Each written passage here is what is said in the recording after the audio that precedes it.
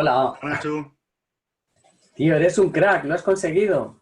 joder, a la primera, pero estoy acojonado. Estamos dos, por lo menos. A ver, que te tengo que hacer coanfitrión lo primero. A ver si me acuerdo cómo era esto. No duele. Espero que no. Ya te Ya digo. eres. Estás recién nombrado coanfitrión. Toma. ¿Y qué puedo hacer? Es solo para el tema de compartir pantalla. Ujú. O sea que Vale. con esto ya estamos como antes. Yo ahora me tengo que encargar de grabación, Ujú. que está grabando ya, o sea que la voy a detener. Y yo puedo... Ahora Ok, la tenemos. Así que empezamos. muy bien. Pues vamos a empezar. No sé si estoy en cámara. A lo mejor me tienes que devolver la pantalla o algo así. Vale, te tengo ahí eso. Os pongo vista del hablante. Vale. Veis todos a Nacho en pantalla grande, ¿no? No sé cómo lo tenéis. Vale, ahí veo que asentís. Vale, Nacho, adelante. Bueno, pues hablar de aves de montaña es hablar de una cosa muy general, ¿no? Porque no van a ser lo mismo las aves de montaña que tengamos en las montañas, por ejemplo, de Norteamérica o Sudamérica, que las que tengamos en las montañas africanas o las que tengamos en las montañas de Europa o de Asia, ¿no? Yo me he centrado un poquito en lo que podemos considerar aves de montaña, sobre todo en nuestra zona, Europa y Asia. Hablaremos un poco de las especies que se pueden ver en España, qué relación tienen con la montaña, y Pipe a continuación hablará de las que hemos seleccionado para el caso del sistema central, en este caso sobre todo la Sierra de Gredos. A lo mejor notáis alguna falta, a lo mejor decís, ¿y este ave qué hace aquí en la montaña? Vamos a intentar explicar todo eso, ¿no? Bueno, pues para el concepto de aves de montaña, lo primero que voy a hacer es compartir pantalla con vosotros.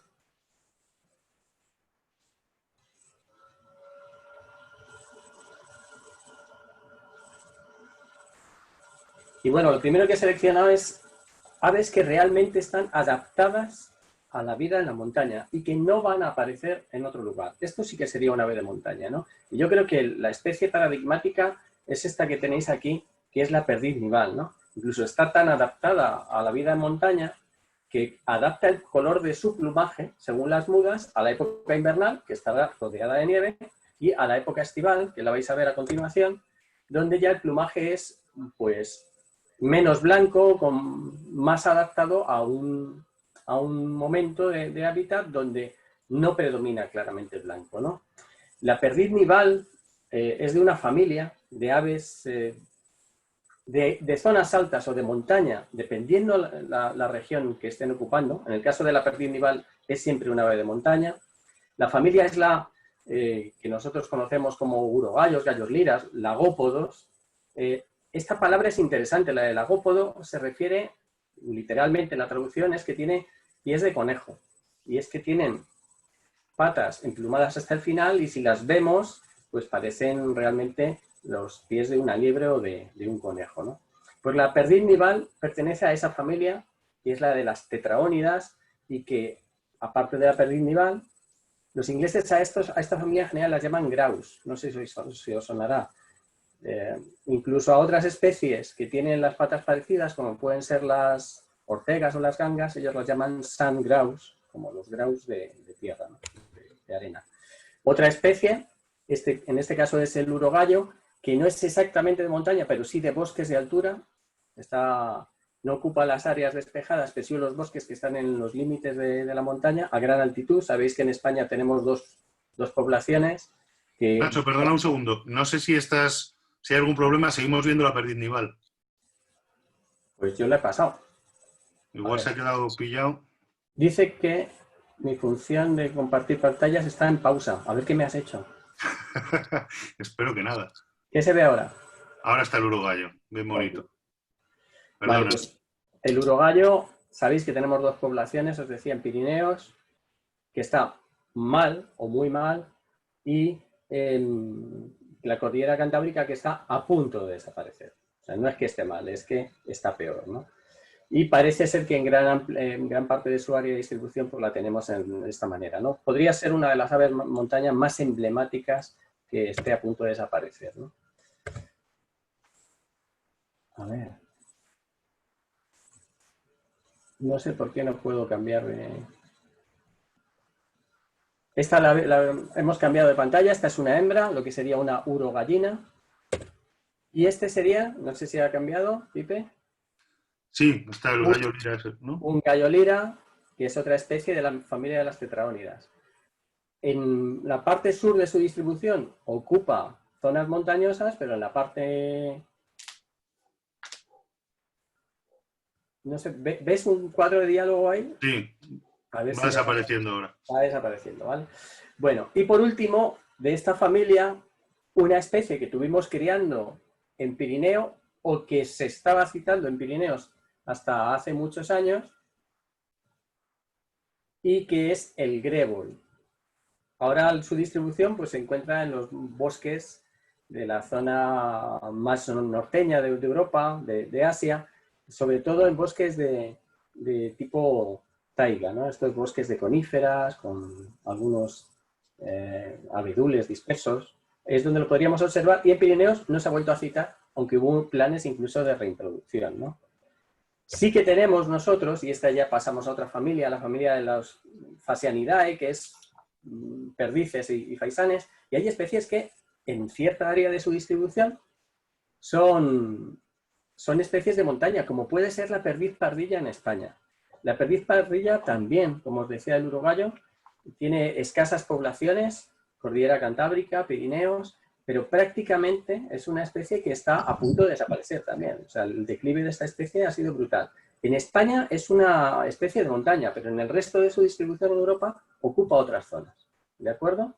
Curiosamente, esta especie de ave que está en una amenaza clara de desaparecer sus poblaciones, pues sigue siendo una especie cinegética, como pasa con otros casos.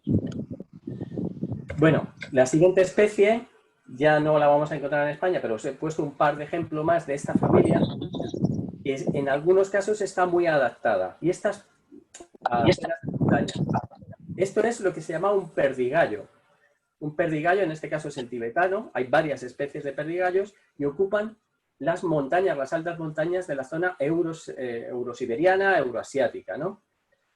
Y por último, por daros un ejemplo de estas aves de montaña que yo de momento no he tenido la suerte de observar, que espero algún día, pero que están muy bien representadas en el mundo, en la parte de los faisanes que podemos encontrar en las zonas de montaña asiática. Y, por ejemplo, aquí tenéis este faisán, que yo creo que es una de las especies más espectaculares que podemos encontrar, ¿no? Este es el faisán, se llama munda del Himalaya, pero hay otras cuantas especies de faisanes que podríamos encontrar allí. Ya volviendo a nuestra zona particular, definir una especie de montaña fuera de estas que os he presentado es muy complicado, porque hay especies que son de montaña en un momento dado de su vida reproductiva.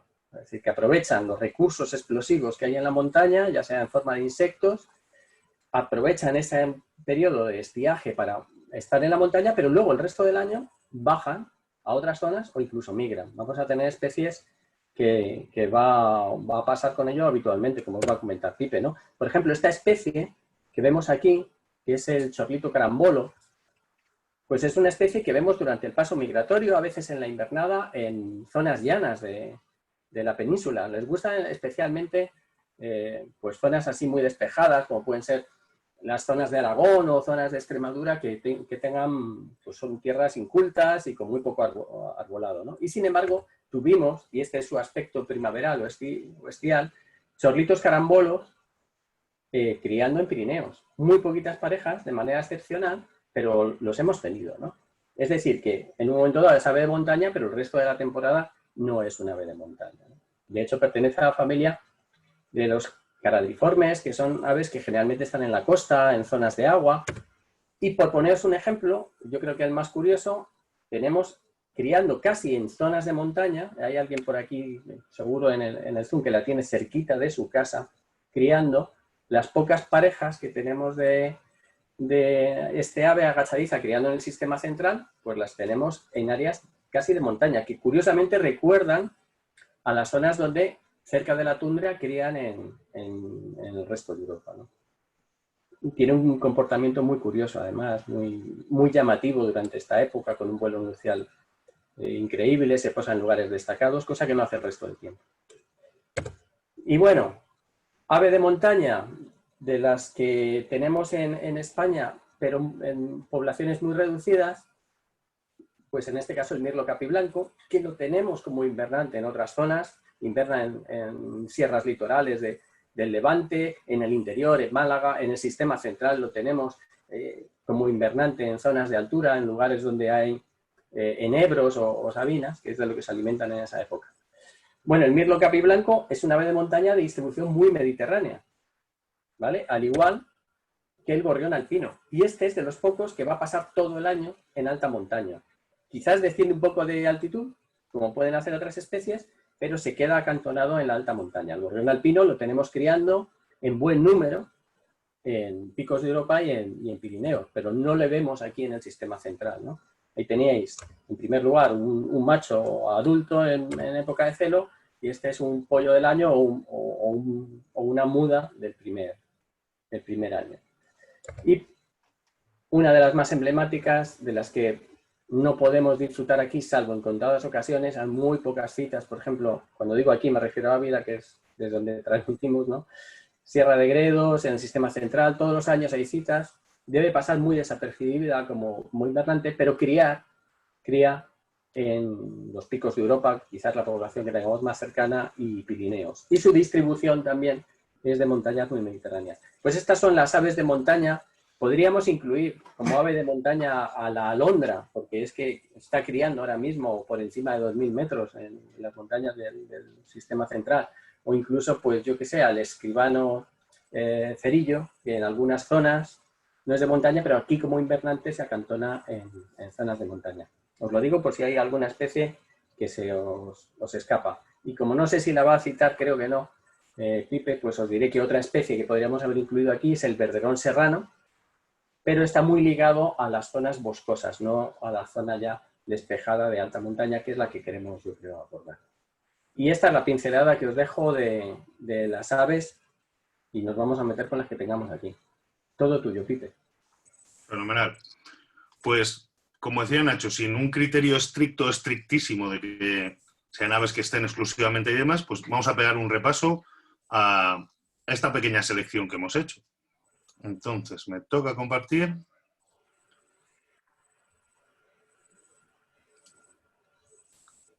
Algo, no sé qué veis. Vemos un PowerPoint de empieza con una isla.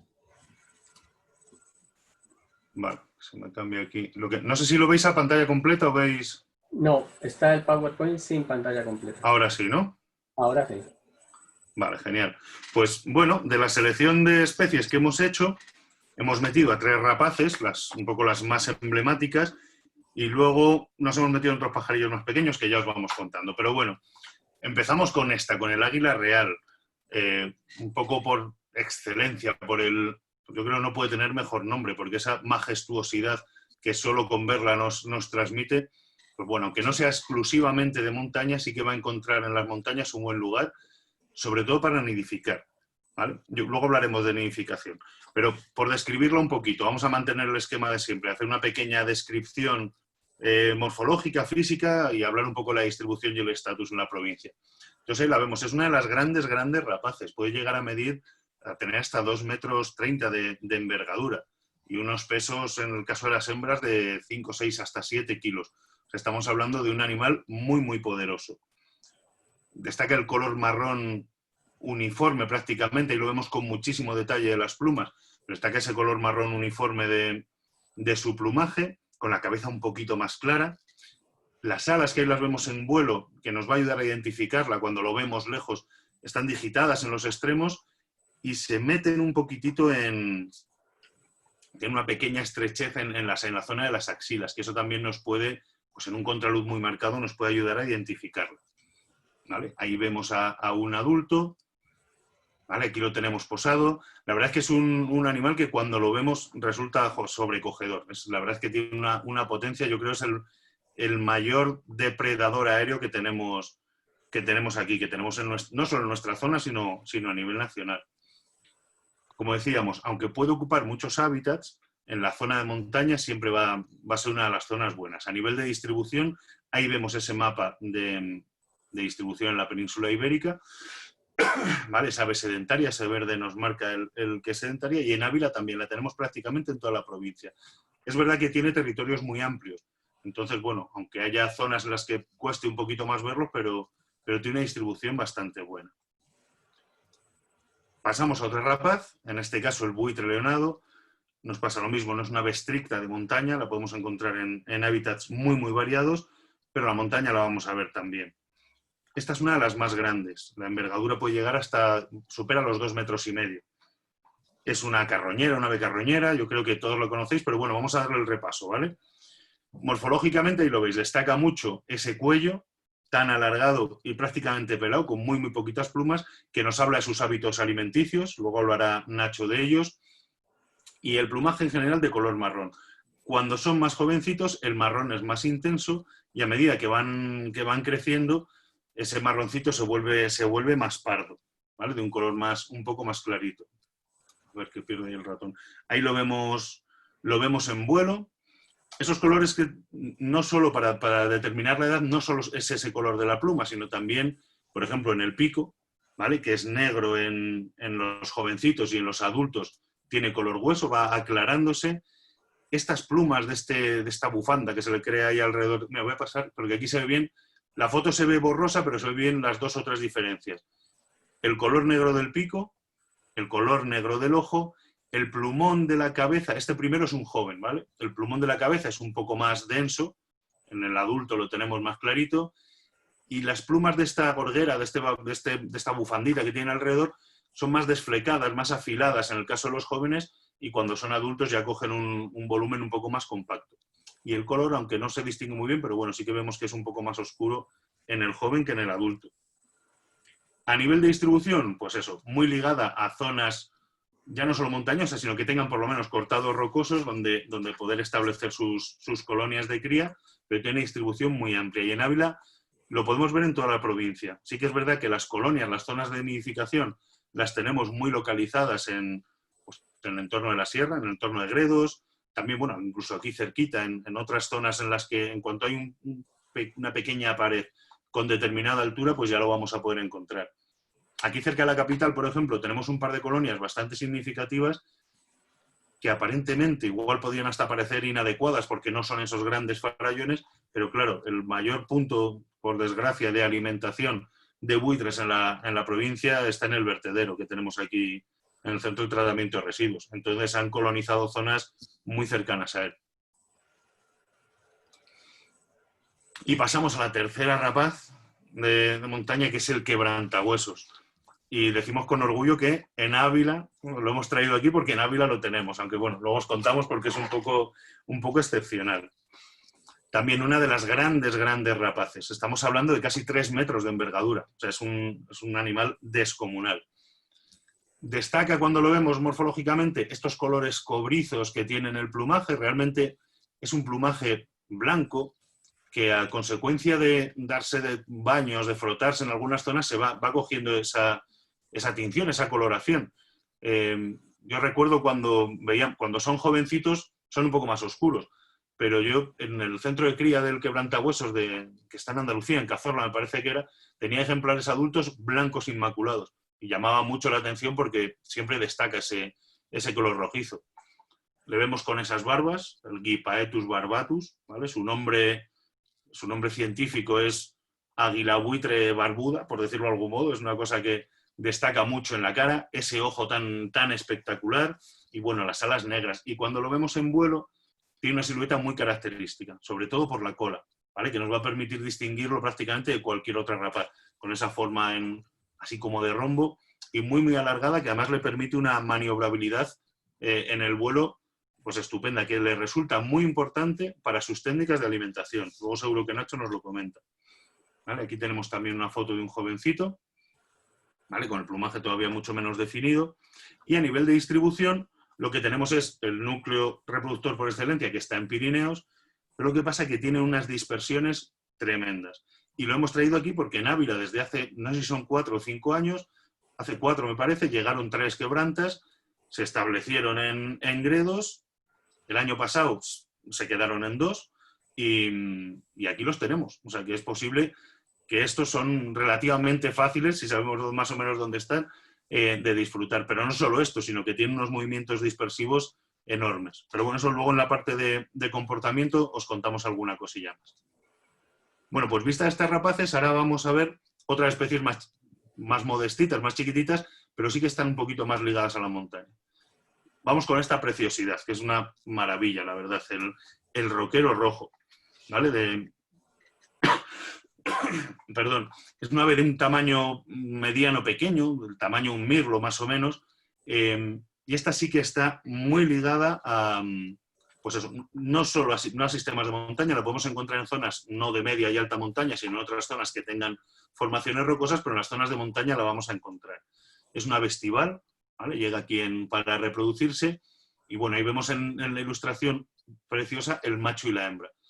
Ese color azulado de la cabeza y el dorso, que luego en la parte de la espalda se va transformando al blanco, las alas más oscuras y las partes inferiores, las partes ventrales, de un rojo anaranjado que es de verdad que muy, muy llamativo cuando lo vemos en el campo. La hembra, pues más feuchita, ¿vale? Con esos colores pardos, más miméticos, pero mantiene las plumas de la cola de ese color naranja, que eso es muy chulo también. Aquí le veis en una foto espectacular, ¿vale? Con el plumaje en máxima explosión.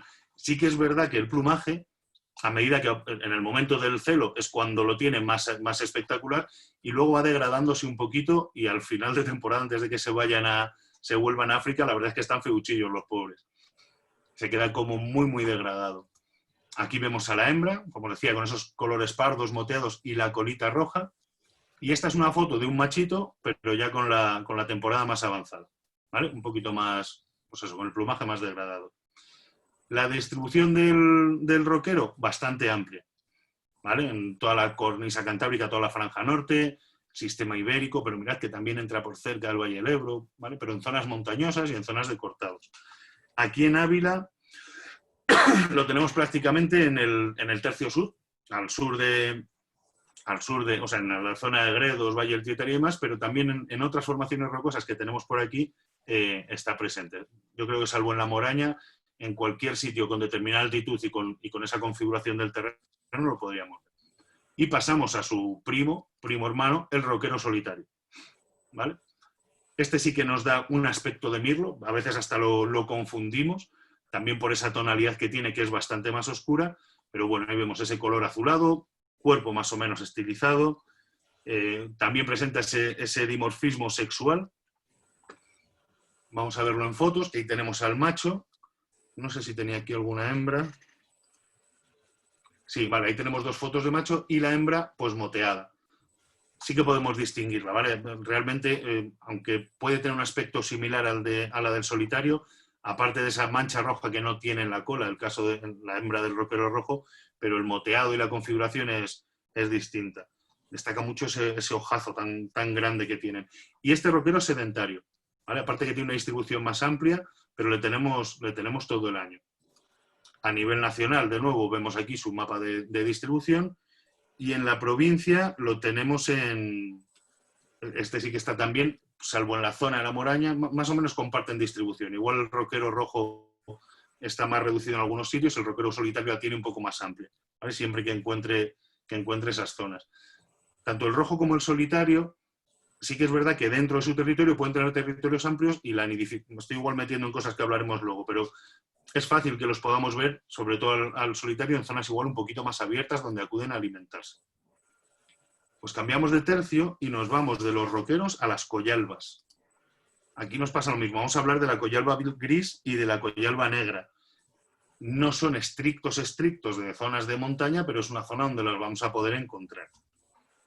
Estamos ya hablando de pajarillos más pequeños, ¿vale? La collalba son envergaduras de 25 o 30 centímetros. Ya son pájaros más modestitos. Es fácil distinguirlo porque los colores son muy contrastados.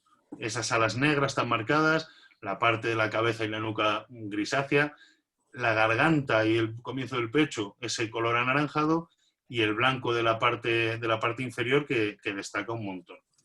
¿Vale? Aquí lo vemos en una foto. Y bueno, y el antifaz que está visible, o sea, se ve desde muy lejos.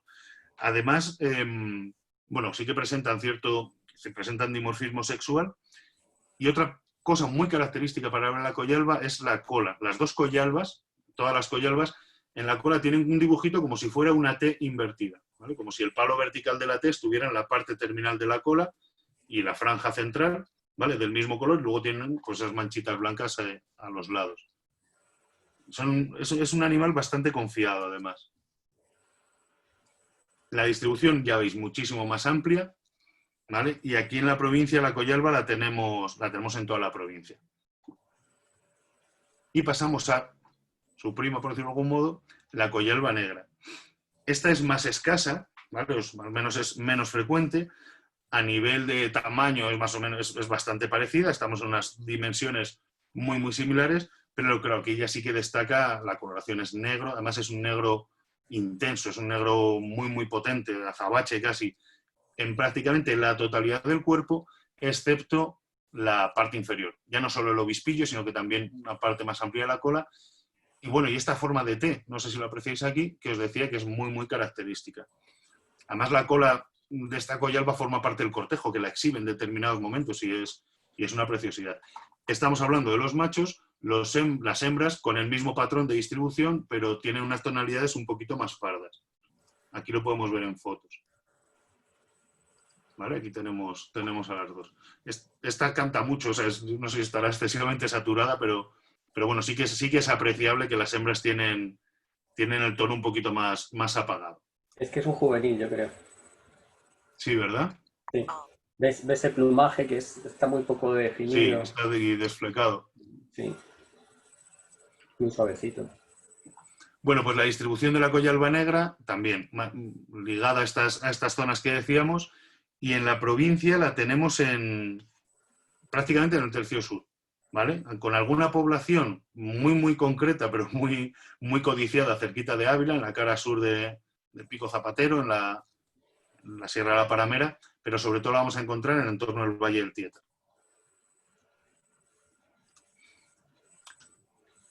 Hemos pasado por los roqueros, collalbas, ya nos vamos a los acentores, ¿vale? Tenemos el acentor común y el acentor alpino.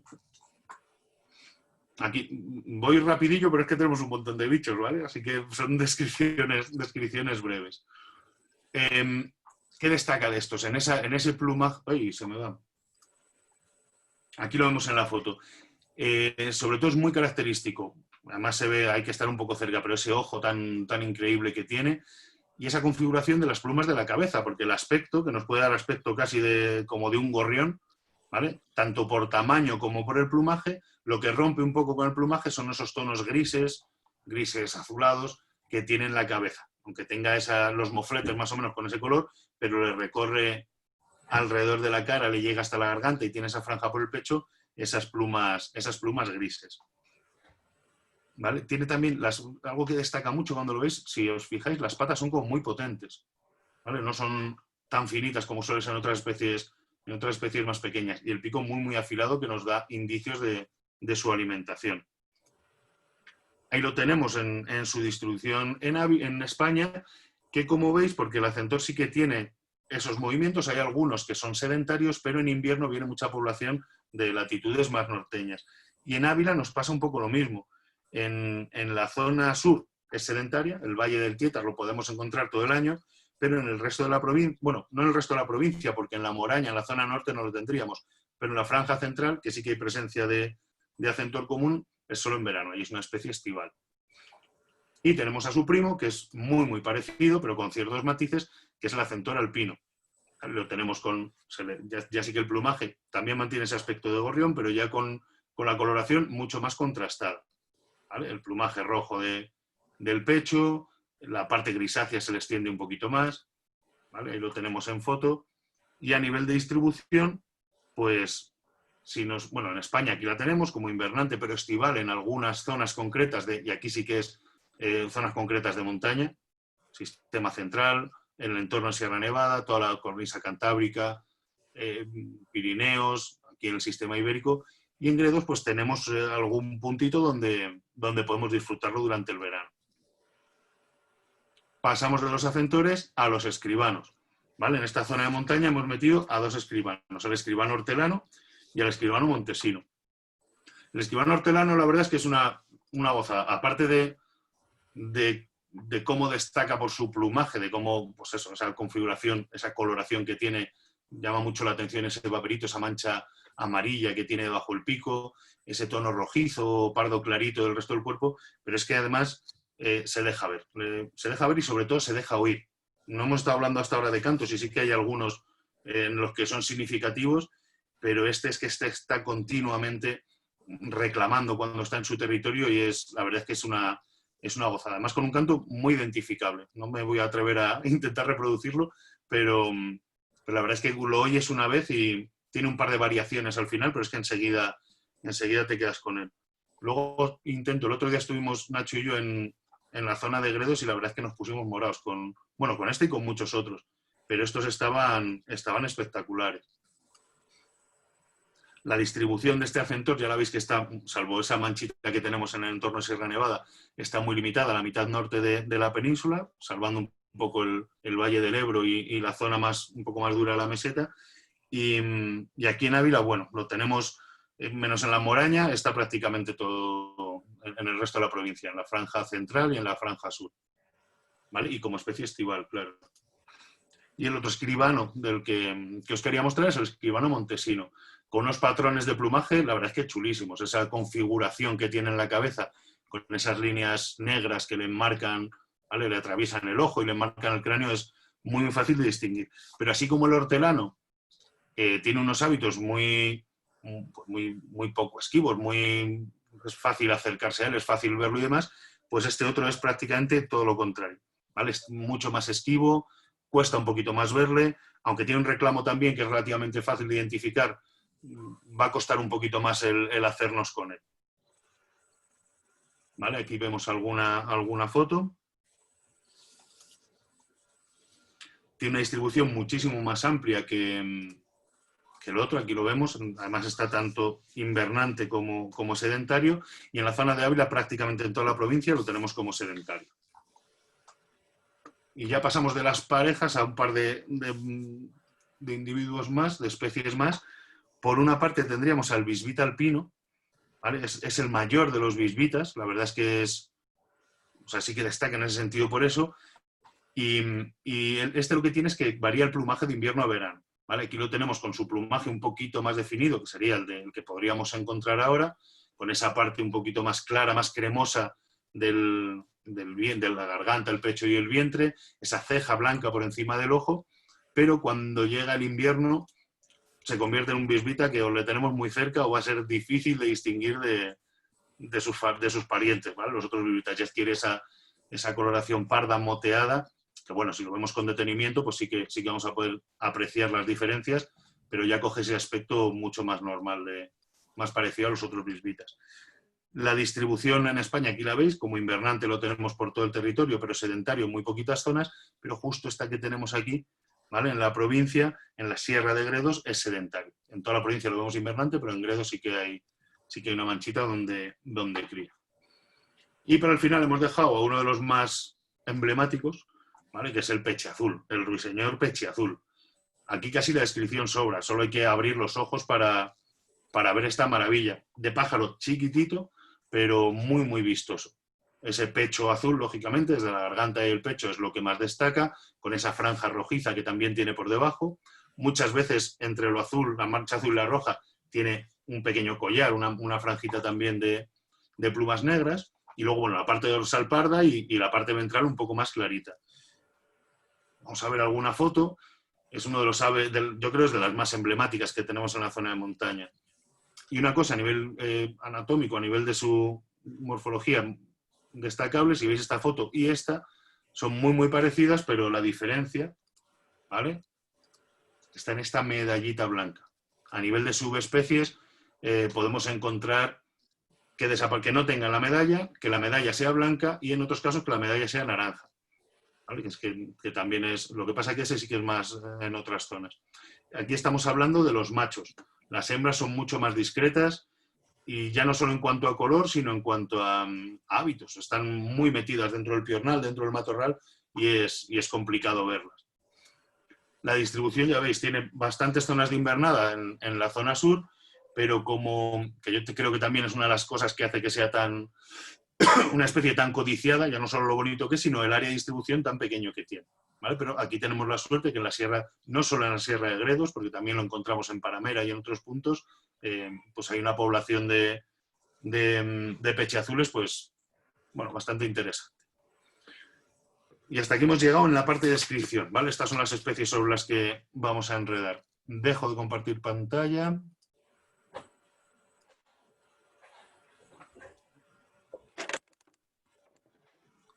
A ver que no lo haría.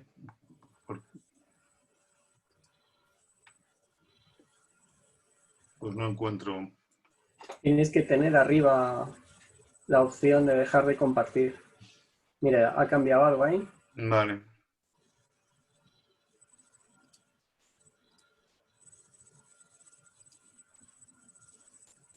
Perdonad, chicos, por favor. No sé si estáis viendo donde están los nidos del águila. Sí. O no estáis viendo nada. Estamos viendo el PowerPoint. Ya, ahora estás tú. Vale, ya está. ¿Vale? Bueno, pues te tomo el relevo, Pipe. Adelante. No sé si me veis. Bueno, pues vamos a pasar a hablar ahora de la alimentación de este grupo último de aves de montaña que hemos visto, ¿no? Voy a compartir algunas pantallas.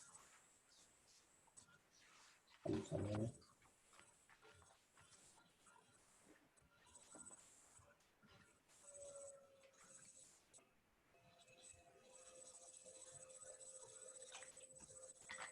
Se ha detenido la función de compartir pantallas porque la ventana...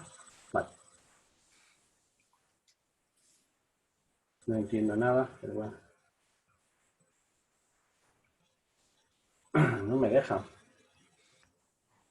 No me deja volver a mi escritorio. No sé decirte, Nacho. Yo tampoco. Pues es que... Estás como anfitrión. Voy a cambiar una cosa, ¿vale? A ver si... Mira a ver si te deja ahora. Sí, ahora sí. He hecho magia. Has hecho magia.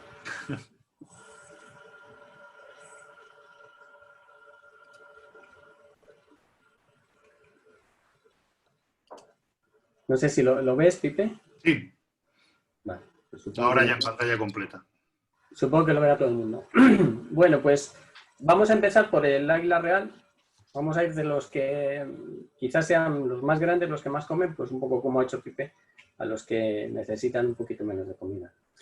El águila real es la gran cazadora por excelencia, ¿no? Ahí veis en la ilustración pues, que tiene unas armas muy poderosas, que son unas garras tremendas, con sobre todo la uña del dedo trasero que puede alcanzar 7 centímetros de longitud, es súper afilada, es de acero.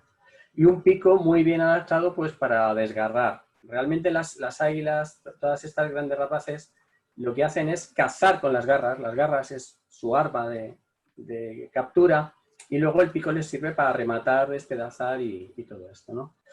No hay nada que una pareja de águila real no pueda cazar en su territorio. Bueno, esto quizás es una exageración, pero las águilas reales son capaces de cazar en pareja. Yo las he visto cazar en pareja y realmente es muy difícil que se escape cualquier cosa sobre la que hayan puesto el objetivo, ¿no? De esa manera, las aves son capaces de... Las águilas son capaces de predar sobre medianos carnívoros, como puede ser el tejón o zorro, comerse crías de jabalís, cazar sobre todo mucha liebre, mucho conejo, o incluso en las zonas de montaña, como puede ser Gredos, pues en la Pedriza de Madrid, especializarse en capturar crías de cabramontes, lo cual me parece una cosa muy meritoria. La mayoría de las veces es el macho el encargado de la caza cuando pues, tienen crías, ¿no? Y entonces las presas que puede aportar el macho a un nido pues no son tan grandes como las que puede cazar la hembra o la pareja, ¿no? En ese caso, normalmente la alimentación se va a basar, la que van a aportar al nido, en pues, roedores más o menos grandes o pequeños, pájaros del tamaño de la perdiz, la paloma torcaz, también cazan córvidos. Pueden cazar cuervos, pueden cazar cornejas. Mucha carroña. Este águila es un águila muy carroñera y además cuando llega a una carroña no deja que nadie se acerca. Cuando ella se ha llenado el buche, entonces pueden entrar los demás. Normalmente es así. Y también es capaz de cazar grandes lagartos, ¿no? Bueno, curiosamente sus áreas de nidificación y sus áreas de alimentación no tienen por qué estar cerca. A mediados de los años 90, un poquito antes, tenía la vigilancia de un nido de águila real en Patones, en un pueblo de Madrid. Pues el macho de este águila real siempre se iba y aparecía con un conejito, con una liebre, ¿no? Y la zona donde estaba el nido no podía corresponder a ese tipo de captura. Gracias a otros observadores me enteré que ese macho iba todos los días a cazar a un determinado terreno que estaría a unos 30 kilómetros de allí, en Puebla de Beleña, en Guadalajara. Es decir, que pasaba de la Comunidad de Madrid, se iba a Guadalajara a alimentarse y siempre traía las mismas piezas. Yo creo que no cambió. Durante todo el periodo siempre fueron liebres o conejos. Lo que sí que cambió un poco fue que al principio traía siempre piezas grandes, conejos o liebres, y había una pareja de cuervos que se especializó en el cleptoparasitismo, es decir, que cada vez que pasaba el águila por su espacio aéreo, se iban a por ella para que soltara la pieza y muchas veces conseguían que el águila dejara el conejo y se lo comían ellos, ¿no? Bueno, pues curiosamente, a última hora ya venía con trozos de conejo. Yo creo que los debía despedazar en el sitio y eso hacía que fuera mucho más ligero el vuelo y pudiera esquivar a esta pareja de cuervos y siempre conseguía llegar al nido con sus presas, ¿no? Y que, aparte de ser grandes cazadoras, se pueden adaptar muy bien a lo que tienen, a los recursos y tienen soluciones de inteligencia.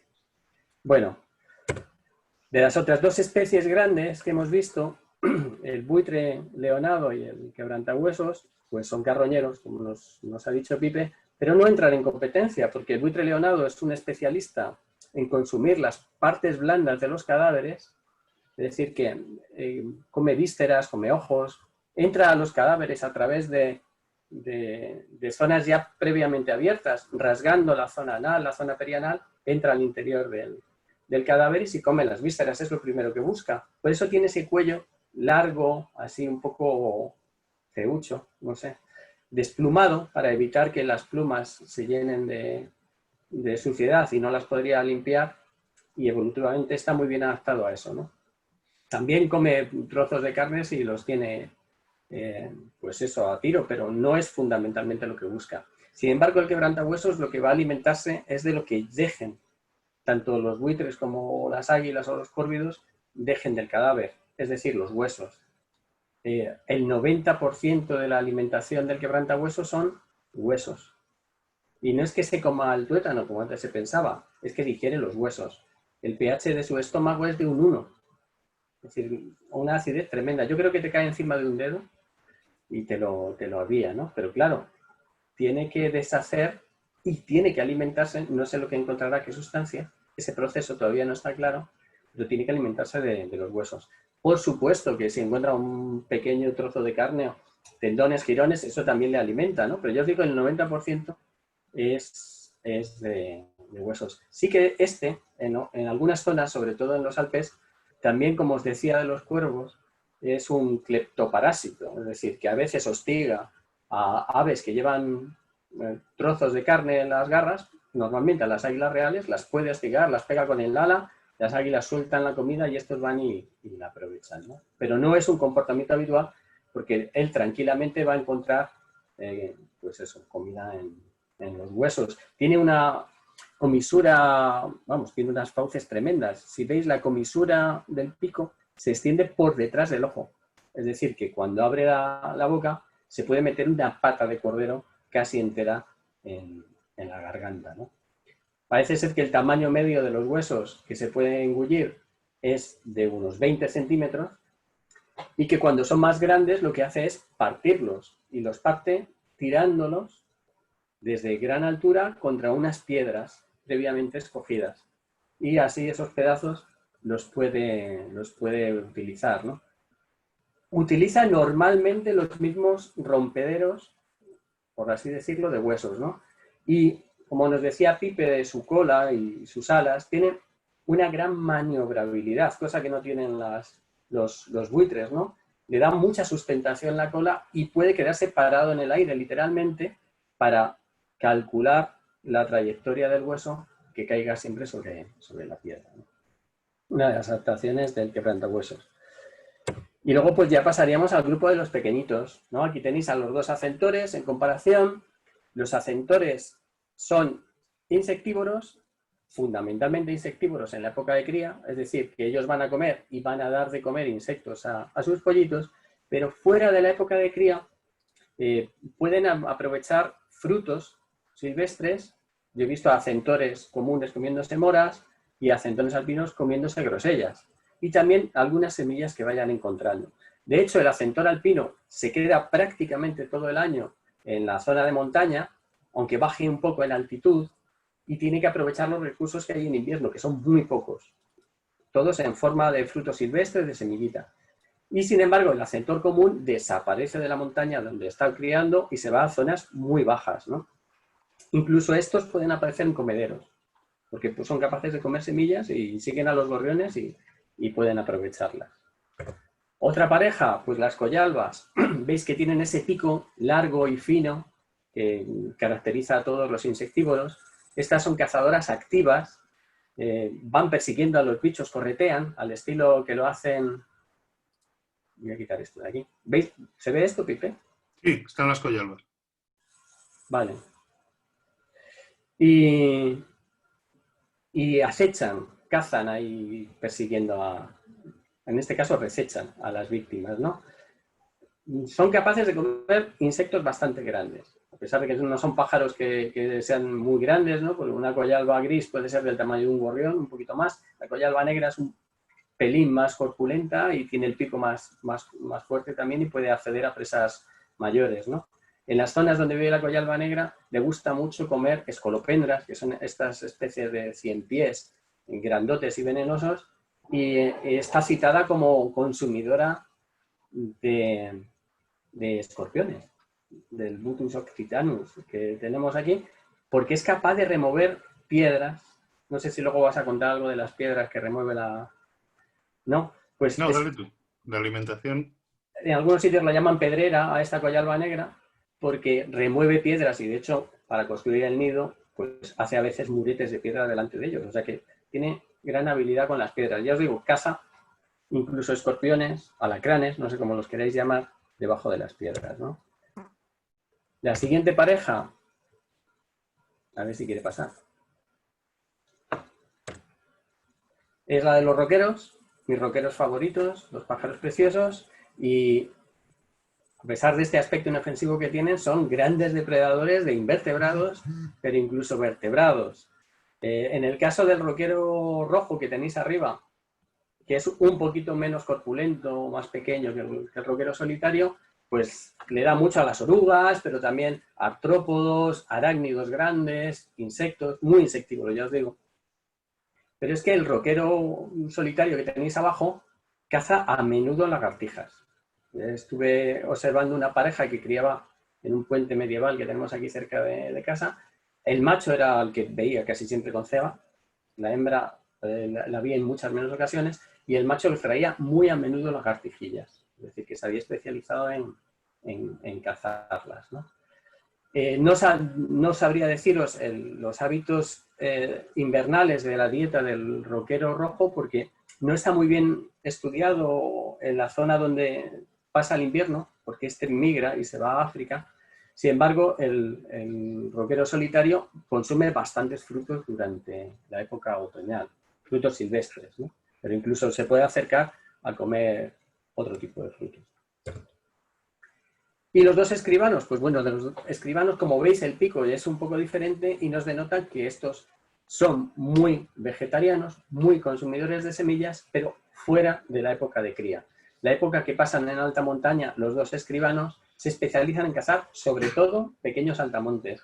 Y es curioso, yo tengo muchas fotos de ceba de ambos escribanos y lo que llevan en el pico siempre son saltamontes. Y eso es lo que dan a sus crías. Cuando ya ese recurso desaparece, los escribanos En el caso del montesino baja en altitud, lo vamos a encontrar en altitudes más bajas comiendo, hombre, algún insecto se encuentra, pero sobre todo semillitas. Y el escribano hortelano, que es un migrador, se va a ir. El escribano hortelano luego os contaré que esa afición suya a comer semillas pues, no le va muy bien para su salud, creo.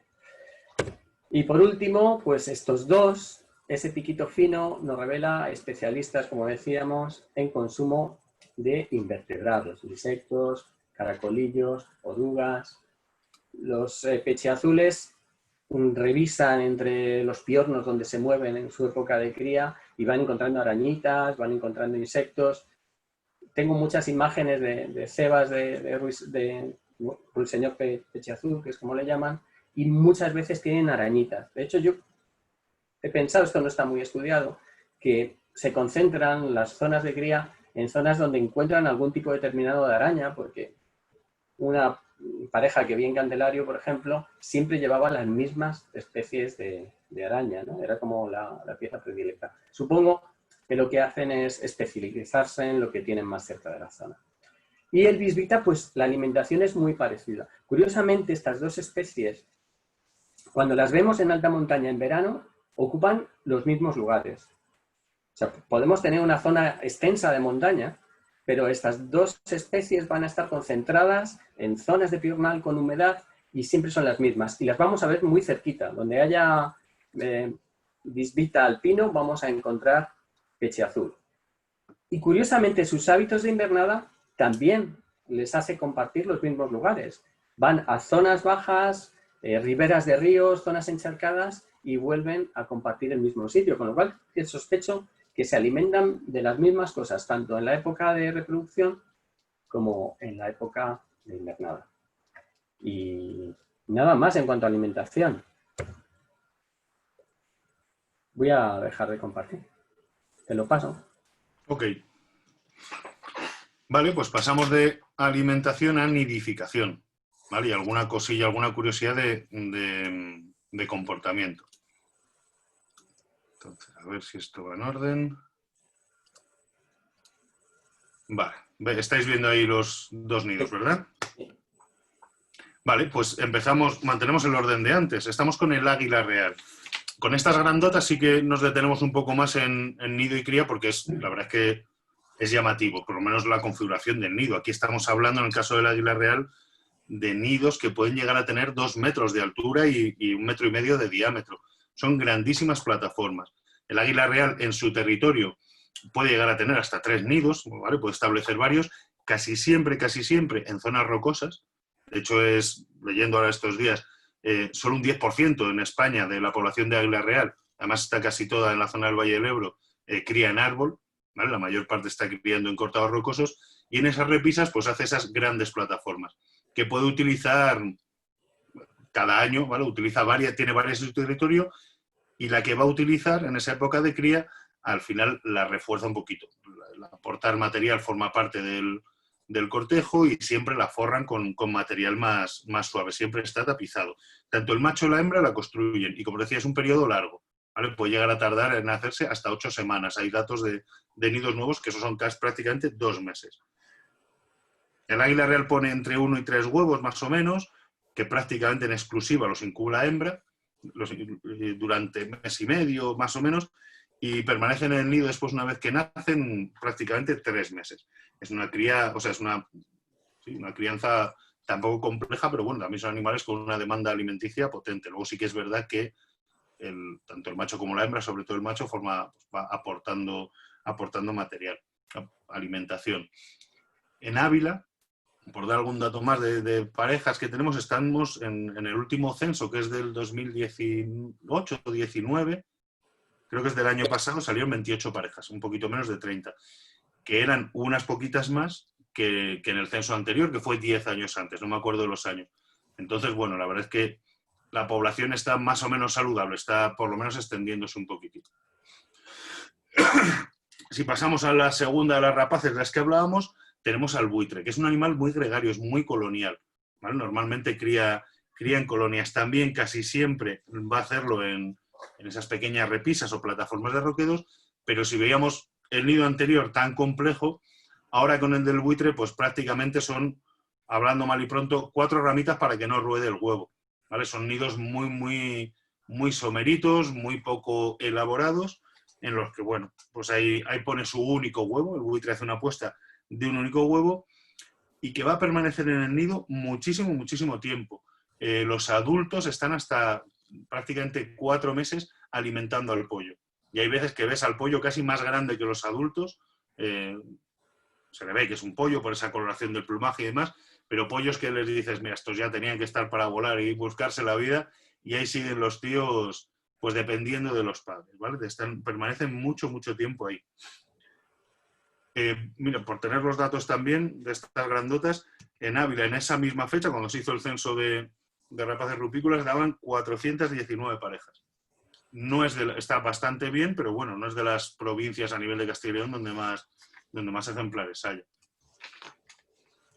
El caso del quebranta, el nido también son unas plataformas muy grandotas, de más de 2 metros de diámetro, muy del estilo del águila real, lo que pasa es que lo hacen en zonas un poco más intrincadas, o bien en alguna grieta, incluso se mete un poco en pequeñas cuevas, en repisas que sean algo más amplias, ¿vale? Hacen unos nidos enormes y también puede tener varios en el territorio. Los quebrantahuesos normalmente ponen 2 huevos, pero lo hacen o sea, tienen, no sé si es puesta en hay diferencia de tiempo casi entre 7 y 10 días entre el primer y el segundo huevo. Y esa diferencia tan grande hace que normalmente sobreviva solo uno. Igual no por un cainismo directo, que podría darse, sino porque al final siempre el pollo más grande va a requerir más cuidados, más atenciones y va a hacer una mayor demanda sobre los padres. Entonces, aunque pongan 2 huevos, lo normal es que sobreviva uno. Y luego el quebrantahuesos además tiene un ciclo reproductivo súper largo. O sea, en otoño ya comienza el cortejo, que además es espectacular, porque hacen unos vuelos conjuntos, se enganchan de las garras y caen como haciendo un tirabuzón. La verdad es que es uno de los espectáculos de nuestras rapaces, el cortejo del quebrantahuesos. Y bueno, lo que hablábamos antes, que teníamos en Gredos ahora estos individuos, hablábamos antes de población, pues la población que tenemos en Gredos ahora mismo es de dos individuos, 2 subadultos. Esto simplemente es el recorrido que se pegó un quebrantahuesos. Este no es de los que tenemos aquí, pero como veis pasó por nuestra zona, pero es de los que soltaron en la zona de Jaén y en su primer año se pegó todo este recorrido, ¿vale? Se subió por Castilla-La Mancha, se va por Extremadura, Portugal, toda la zona de Salamanca, entra un poquito en Ávila, Segovia.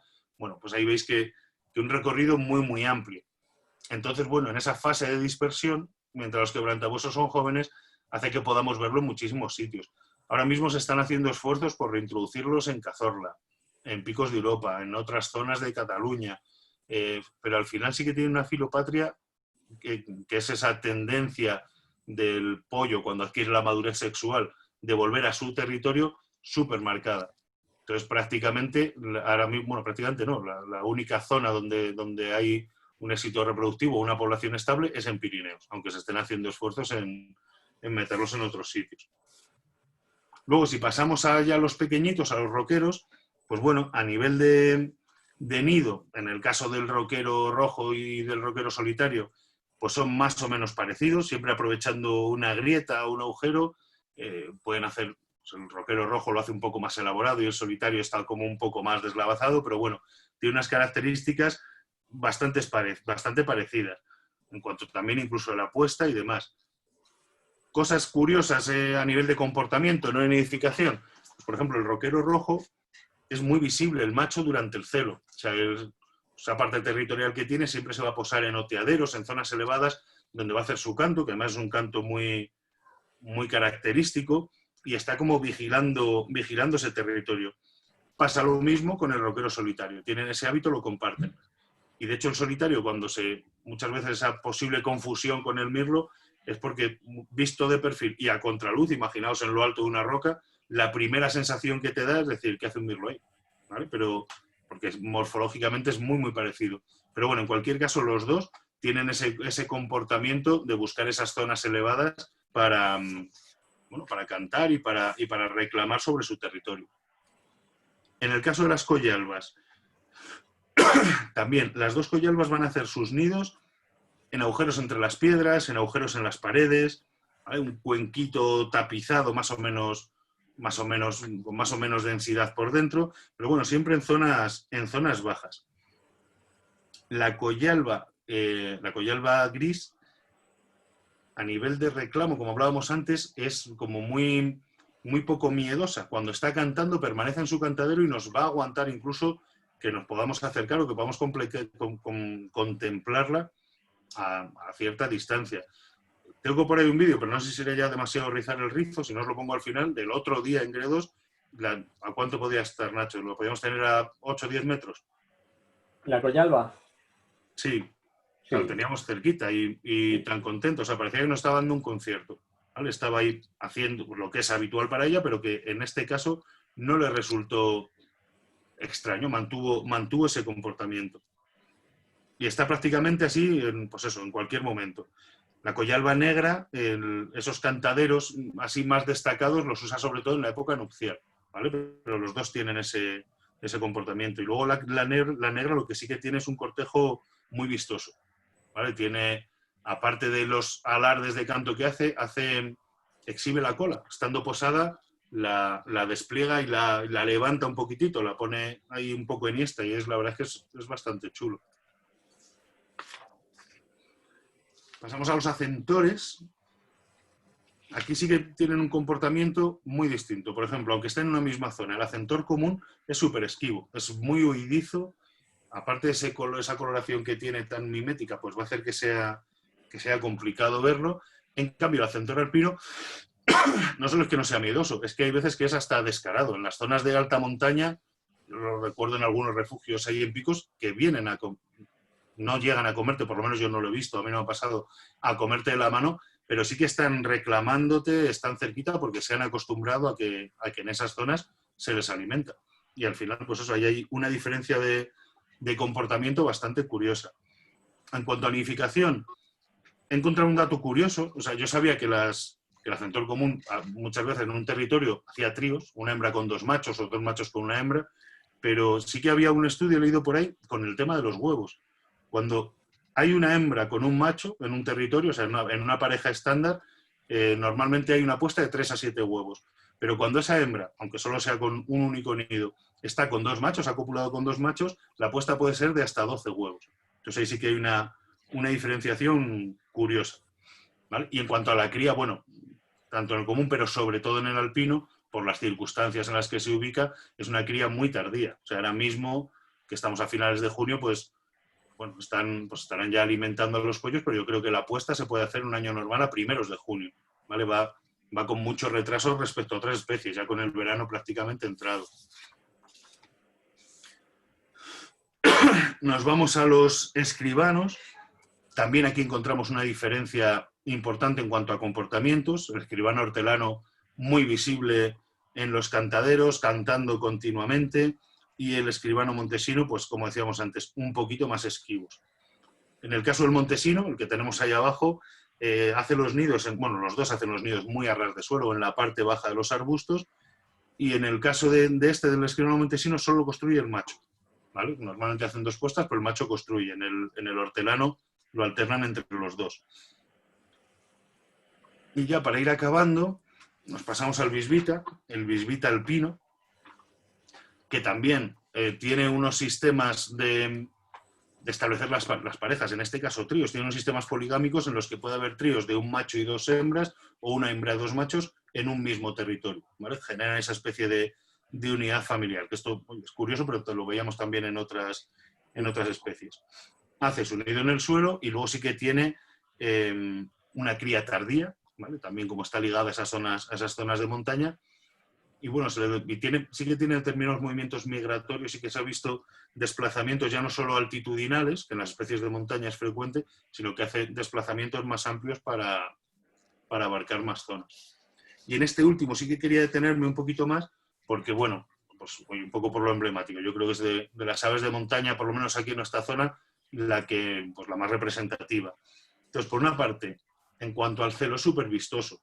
Hace el macho, se posa en lo alto de... Ahí lo vemos en la ilustración de aquí arriba a la derecha. Esto igual es la foto, la imagen más representativa del pechiazul en Gredos, subido en lo alto un piorno amarillo, fosforito casi, cuando está cuando está recién florecido, con los colores vistosos del pechiazul, levanta la cola y la abre, lo combina con el canto, lo combina con un vuelo que es súper chulo, se eleva y baja prácticamente con las alas semiabiertas, como si fuera un paracaídas, reclamando. O sea, tiene un celo muy, muy vistoso.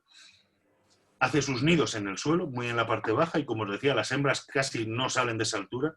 Yo pocas veces he visto una hembra y la sensación que te da es que te está pasando un ratón a toda velocidad. O sea, es muy, muy fugaz, para verla te tiene que pasar casi entre los piornos, muy, muy cerquita, y bueno, y es difícil de ver. Pero el macho es fácil de ver y se está convirtiendo, no solo aquí, sino en otras zonas, en un reclamo turístico. ¿Vale? Ahí al principio era curioso y era muy interesante y desde hace años ya pues, se empezaba a recibir gente, pero esto tiene una parte negativa, que es que la presión que los visitantes le estamos haciendo en determinadas zonas, pues sí que ha hecho variar algunos comportamientos. Hay un caso claro, y no he estudiado, es más de sensaciones, pero la zona tradicional de Gredos, donde se iba a ver el pechiazul, la más cercana a la plataforma, hace 3 años podía tener 15 parejas, 15, 20, no sé, Nacho, o sea, es percepción, pero corrígeme si digo alguna barbaridad. Pero esta semana estuvimos allí y vimos uno e intuimos otros 2 en esa misma zona. El año pasado, cuando estuvimos allí, en esa zona donde 2, 3 años antes casi tenías que ir con cuidado para no pisarlos, ha ido bajando un montón la población. Y con guías locales y gente que trabaja ahí, y viendo nosotros también, resulta que todo ese núcleo de población se ha desplazado a otra zona, que se llaman Los Barrerones, que está igual como a 1 horita más caminando. A mí la sensación que me da es que han sufrido una presión brutal, porque es que era fin de semana tras fin de semana durante estos meses que estamos ahora, mayo, junio, fotógrafos, excursiones de un sitio, excursiones de otro, metiéndose o metiéndonos entre los piornos. Entonces, bueno, quieras que no, al final, y sobre todo, y yo creo que en este bicho es algo que ha podido pasar, el uso de reclamos. El pechiazul es un animal que entra al reclamo, que se vuelve loco, o sea, en cuanto le pones el reclamo, el tío sale y demás, y joder, es algo que quiero soltar aquí, o sea, hay que tener muchísimo cuidado con eso, porque puede producir, o sea, yo creo que es de las interacciones que podemos tener con las aves que más molestias le pueden producir, pudiendo llegar a abandonar un territorio en plena época de cría. Ellos no saben si el móvil con el altavoz que estamos poniendo somos unos descerebrados que queremos hacerle una foto, o es un super pechiazul que va a ventilarse a todos los demás. Entonces sí que genera ciertas interferencias.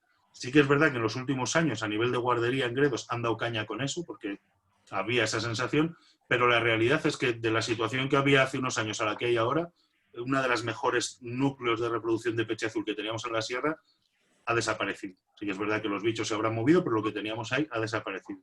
Así que, bueno, dejo la medallita para concienciar un poco, pero sin más. Y bueno, y poquito más, que me alargo un montón y hay que continuar. Así que te paso, Nacho, ya la última parte. Genial. A ver si me acuerdo. Estamos, ¿no? Estamos. Venga.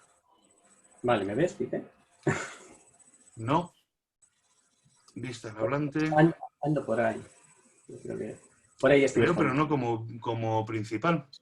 Bueno. Voy enredando, vete contando. Ok, seguimos. En este caso vamos a poner ya pues, un poco punto final a la intervención y como hemos hecho con otros grupos, pues hablar de las tradiciones, de la cultura popular que hay asociada, incluso de la mitología que hay asociada a determinadas especies de las que hemos tratado. No voy a compartir pantalla y os voy contando cosas que yo creo que son bastante interesantes.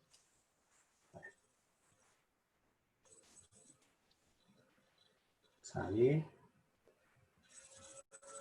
Ya me pasa lo mismo que antes, Pipe. ¿No te deja compartir? Me dice que como he salido de la pantalla... A ver, sí que vemos tu pantalla ahora, ¿eh? Sí, pero si salgo, o si me voy... A ver si ahora... Sí, ahora sí. ¿Bien? De momento sí. Vale, veis todos al escribano, ¿verdad? ¿Veis a este señor? Vale, sí, veo pulgares arriba, gracias. Bueno, pues Voy a contaros algo que yo creo que es conocido, pero no deja de ser interesante, ¿no? Este señor que tenéis aquí, o este busto, es de uno de los escritores de las tragedias griegas más conocido. En este Perdona, caso, Nacho, dime, estamos en el escribano, no vemos busto. a ver si ahora podemos. ¿Veis el busto? No, Es que me dice que mi función de compartir pantallas está en pausa. pues me pierdo. Reanudar función. Voy a intentarlo.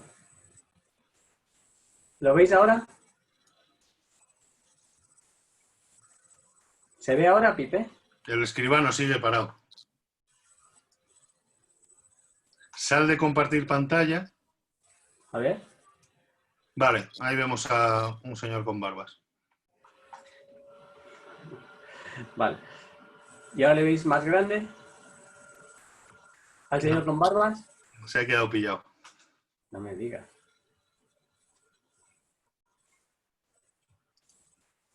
A ver. ¿Y ahora? Ahora sí. Pues esperemos que se quede. Bueno, este señor con barbas, como os decía, es Esquilo, que es uno de los, junto con Sófocles y Eurípides, uno de los tres famosos de la tragedia. Y bueno, como veis, era un señor con barba y con la cabeza pelada, un poco al estilo, como yo, parece un poco, ¿no? Pero este señor era más trágico y realmente tuvo un final bastante más trágico, ¿no?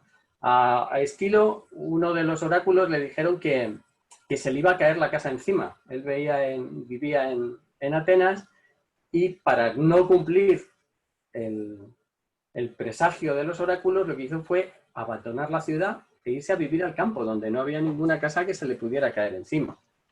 Sin embargo, un día, estando en el campo, tranquilamente, escribiendo sus cosas trágicas, pues mirad, esta es una imagen típica, le cayó una tortuga sobre la cabeza y lo mató.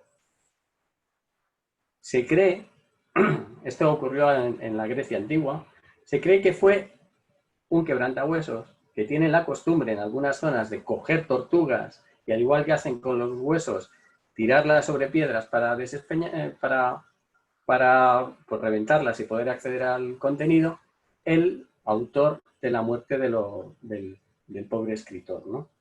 Ahí veis ese dibujo, un grabado antiguo, no parece un quebrantahuesos lo que haya encima, pero tal como por el modus operandi del crimen, sospechamos que fue un quebrantahuesos, ¿no?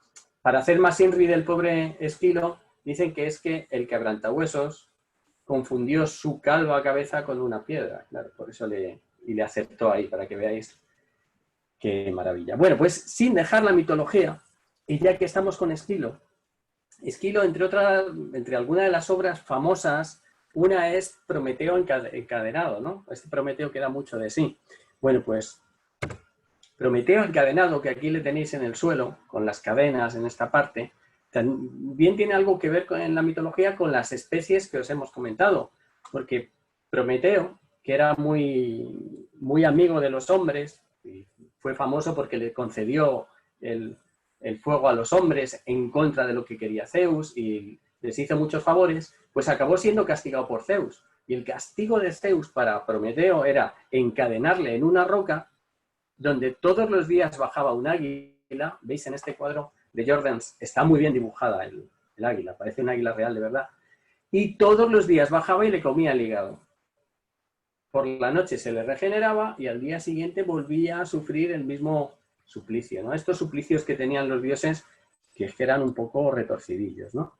Bueno, es curioso porque habla un poco también de la capacidad de regeneración que tiene el hígado. Nuestro hígado realmente tiene capacidad de regeneración.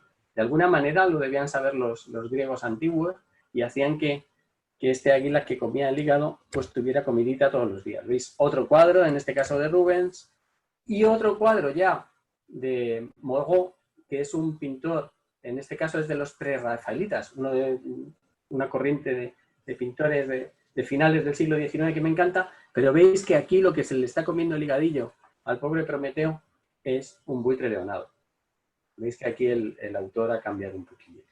Bueno, pues sin dejar las águilas reales, nos vamos a una de las costumbres más tradicionales que hay en Asia, ¿no? Que es la de adiestrar para cetrería a águila real. La verdad es que las águilas reales de Asia, como esa que veis que tiene encima este señor, son más grandes que las nuestras. Estas hembras pueden, yo he oído, que pueden sobrepasar los 8 kilos de peso. Es decir, que es un bicho tremendo, ¿no? Y esto es típico de las tribus que están pues, en la zona de Kazajistán, los kazajos, o en el Tíbet, ¿no? Los kirguises. Esta gente lleva adiestrando águilas durante muchísimo tiempo, ¿no? Las adiestran para cazar zorros. Y que estas águilas cazan zorros en esa zona y cazan un montón de bichos para aprovechar las pieles. Y se ha hablado mucho, incluso yo he visto referencias y he visto algún vídeo de águilas que son capaces de cazar lobos. Pero claro, esto no es ni habitual, ni frecuente, ni creo que el águila salga bien parada. Así que se ven imágenes donde la pareja de águilas ataca al lobo, pero el lobo se defiende y parece ser que esto acaba muchísimas veces en mutilaciones de las águilas y lo cual impiden seguir cazando, ¿no? Pero sí que habla un poco de la potencia depredadora que tienen las águilas reales. Yo creo que es de los cazadores alados el más potente, a lo mejor con las águilas, el águila monera esta que caza monos o el águila arpía, que son auténticas máquinas de matar. Bueno, pues dejamos a los pobres kazajos y nos vamos con esta historia que a mí me parece muy triste. Lamento contaros esto antes del aperitivo. Bueno, esta que tenéis aquí es el escribano hortelano, ya lo hemos conocido, ¿no? Y el escribano hortelano, pues, que es una especie que es insectívora, como os digo, en verano y en primavera, durante el invierno come muchísimo grano, es decir, que se la puede enjaular y se la puede alimentar sin ningún problema. Y eso es lo que se ha hecho tradicionalmente en Francia. No sé si lo sabéis, pero hay un plato que es el l'ortolan à l'Armagnac, que es el escribano hortelano à l'Armagnac, cuyo resultado intermedio es este que tenéis aquí. Esos son pajaritos, son escribanos hortelanos, que se han capturado, se les ha metido en una jaula. En algunos casos se les ha cebado forzosamente, a veces cegándolos. Se les ha rellenado de, vamos, han comido tanto que tienen esa cantidad de grasa, como veis, todo eso amarillito que tiene ahí es grasa, y una vez que ya están grasientos, ciegos, se les coge y se les mete la cabeza en una copa de Armagnac hasta que se ahogan, estando vivos. Una vez hecho eso, pues ya se cocinan, ¿vale? Esto sería el plato, como veis, se meten en el horno, se fríen y se sirven sobre una patata asada y los comensales lo comen con una servilleta sobre la cabeza. Hay versiones que dicen que es para no perder ningún aroma de lo que se come en el plato, porque hay que comérselo de un bocado. Y hay otras versiones que dicen que es que les da vergüenza por si alguien les ve o para que Dios no se ponga celoso de lo rico que es lo que están comiendo. Es un manjar que afortunadamente no hemos probado, pero que hasta hace muy poco en Francia, aunque era ilegal, se consumía. Y de hecho hay una reivindicación, esto me hace pensar que estamos perdiendo la cabeza, de chefs franceses para que se pueda permitir otra vez esta tortura del hortelano a la Armagnac. ¿Vale? Bueno, desde el año, o antes de los años 90 estaba prohibido, pero sin embargo, a ver si pasa, este señor que tenéis aquí, François Mitterrand, en sus últimos años de vida, fue descubierto haciendo estas cosas, comiéndose el pollito del hortelano en un plato. Y eso ya acabó por hundir su reputación política, ¿no? Bueno, no es el único pájaro que ha llegado casi al borde de la extinción, como estuvo en Francia, porque se come. Y curiosamente otra especie, como es el escribano aureolado, este que tenéis aquí tan precioso, en China ha llegado al borde de la extinción. Os suenan los chinos comiendo cosas raras, ¿no? Pues en este caso, este pájaro lo consumen en números ingentes, aunque está prohibido, y también lo tienen en lo que es su zona de distribución en China prácticamente extinguido, ¿no? Quedan escribanos aureolados en otras zonas, pero la población china ha llegado prácticamente a la extinción por lo mismo que pudo haber llegado el escribano hortelano, es decir, por consumir estas cosas que tenemos por aquí a nuestro alrededor. Pasamos de eso, Collalba, por deciros algunas cosas, origen del nombre, Oenante. Oenante literalmente, ese es su nombre científico, alude a flor del vino. Y flor del vino quiere decir que es que las Collalbas regresan a sus territorios de cría en la antigua Grecia o en el Mediterráneo, justo en el momento en que florecen las vides, ¿no? Que sabéis que florecen, dan las hojas y dan las flores al mismo tiempo, ¿no? Eso es lo que quiere decir Oenante. Y Collalba, el nombre vulgar, pues hace referencia a esa parte de la cola tan blanquita y tan visible, ¿no? Este que tenéis aquí es el acentor, que es un nombre curioso también. Antiguamente los ingleses, esta es una ilustración antigua, le llamaban hedge sparrow, que quiere decir el gorrión de seto, ¿no? Pero actualmente los ingleses le llaman dannock. Dannock viene de... Dan es pálido y ock es pajarito. Y se refiere a pájaro marroncito o palidillo, que es el mismo origen del nombre científico del acentor, que es prunella. Prunella viene de Bruno y quiere decir marrón. Y al ponerle el sufijo ela quiere decir que es marroncito. Es decir, que casi siempre en todos los idiomas a este pájaro se le ha llamado el marroncito, como, no sé, para distinguirlo de algunos otros, ¿no? Como nos dijo Pipe, curiosamente es de los pájaros que sabemos que son poliándricos, es decir, que las hembras pueden ser fecundadas, inseminadas por varios machos y modulan la cantidad de huevos dependiendo con cuántos machos puedan cruzarse y les vayan a atender y les vayan a ayudar en la cría, ¿no? Y su nombre, acentor, el nombre vernáculo que tenemos aquí, parece ser que viene de ad cantor. Ad cantor quiere decir que es el que canta con otro al mismo tiempo. Y es curioso porque si subís a la sierra, en plena época de cría del acentor, no solo se oye uno, sino que empieza a cantar uno e inmediatamente otro que está en un territorio cercano se une a él. De hecho, el apelativo del nombre científico modularis, prunella modularis, también hace alusión a esto, es decir, que modula el canto con otro de ellos. Entonces, ese es el origen de los nombres del acentor, que es un pájaro que pasa muy desapercibido, pero que es, desde mi punto de vista, muy interesante. Y por último, pues con esta ilustración del peche azul, pues acabo comentaros que este pájaro, que es de la familia del ruiseñor y que tiene un canto estupendo, era un ave de jaula en Alemania en la época de los románticos, en el siglo XIX, a mediados del siglo XIX. Y se le consideraba como un ave de jaula de segunda, pero no porque no cantara bien, que canta muy bien y tiene un repertorio muy variado, sino porque se moría mucho antes que otras aves de jaula en la jaula. Y es que la manía de enjaular a especies que son migradoras, como se hacía con los ruiseñores comunes y los pecheazules, hace que en el momento en que el pájaro tiene la pulsión de la migración, no es que deje de cantar, es que se estrella contra los barrotes de la jaula porque necesita irse por muy alimentado que esté. Bueno, con esta barbaridad os dejo y damos paso a los que queráis preguntar. Acordaos de activar micrófono cuando queréis intervenir y todo vuestro.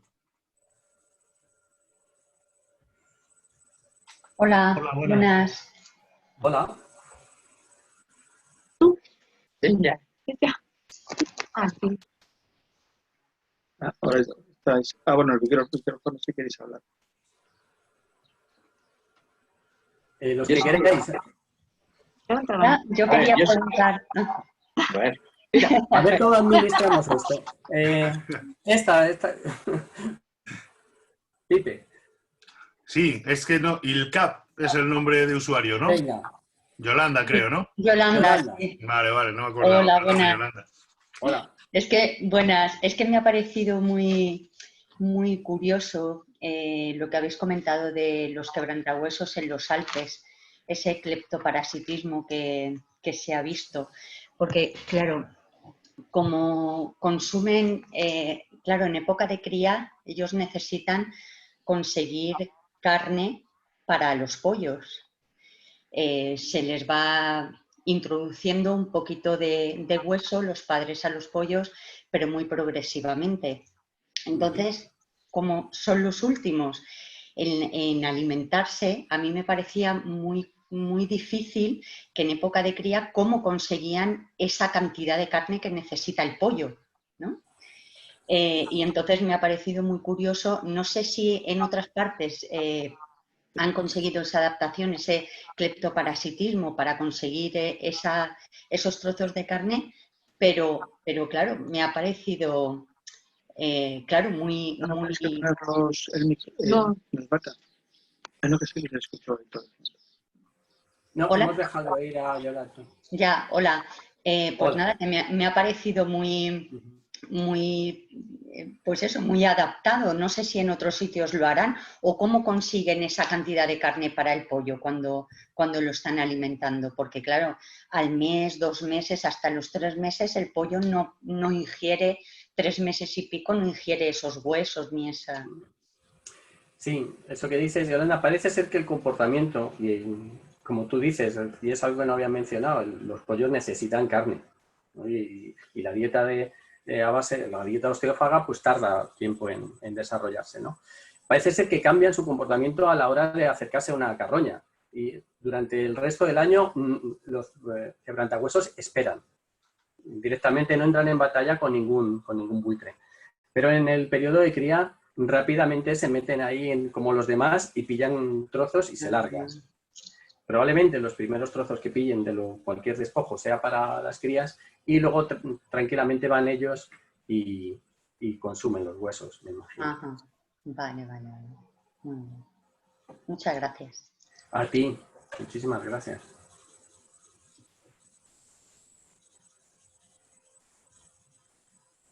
¿Alguien quería intervenir? Sí. Espero tú. Nacho, antes comentabas de un pajarillo que tenía problemas por dedicarse a comer semillas. Un insectívoro. Sí, en este caso era el escribano hortelano, es decir, que el problema del hortelano es que se le puede alimentar muy bien a base de pasta en una jaula. No, porque si fuera un insectívoro no llegaría a engordar como llegan estos bichos, porque no comen, no les alimenta de igual manera la semilla. Pero a estos pobres hortelanos es que les meten ahí de todo. Yo he leído barbaridades y he llegado a ver alguna imagen de cientos de pájaros de estos con los ojos pinchados, que se los han pinchado con una aguja, están cegados y están en una jaula consumiendo sin parar semillas o pastas que le han puesto ahí para eso. Horrible. Y esto, quiero decir que hasta hace 2 años estaban los chefs franceses reivindicando que esto se pudiera llevar adelante.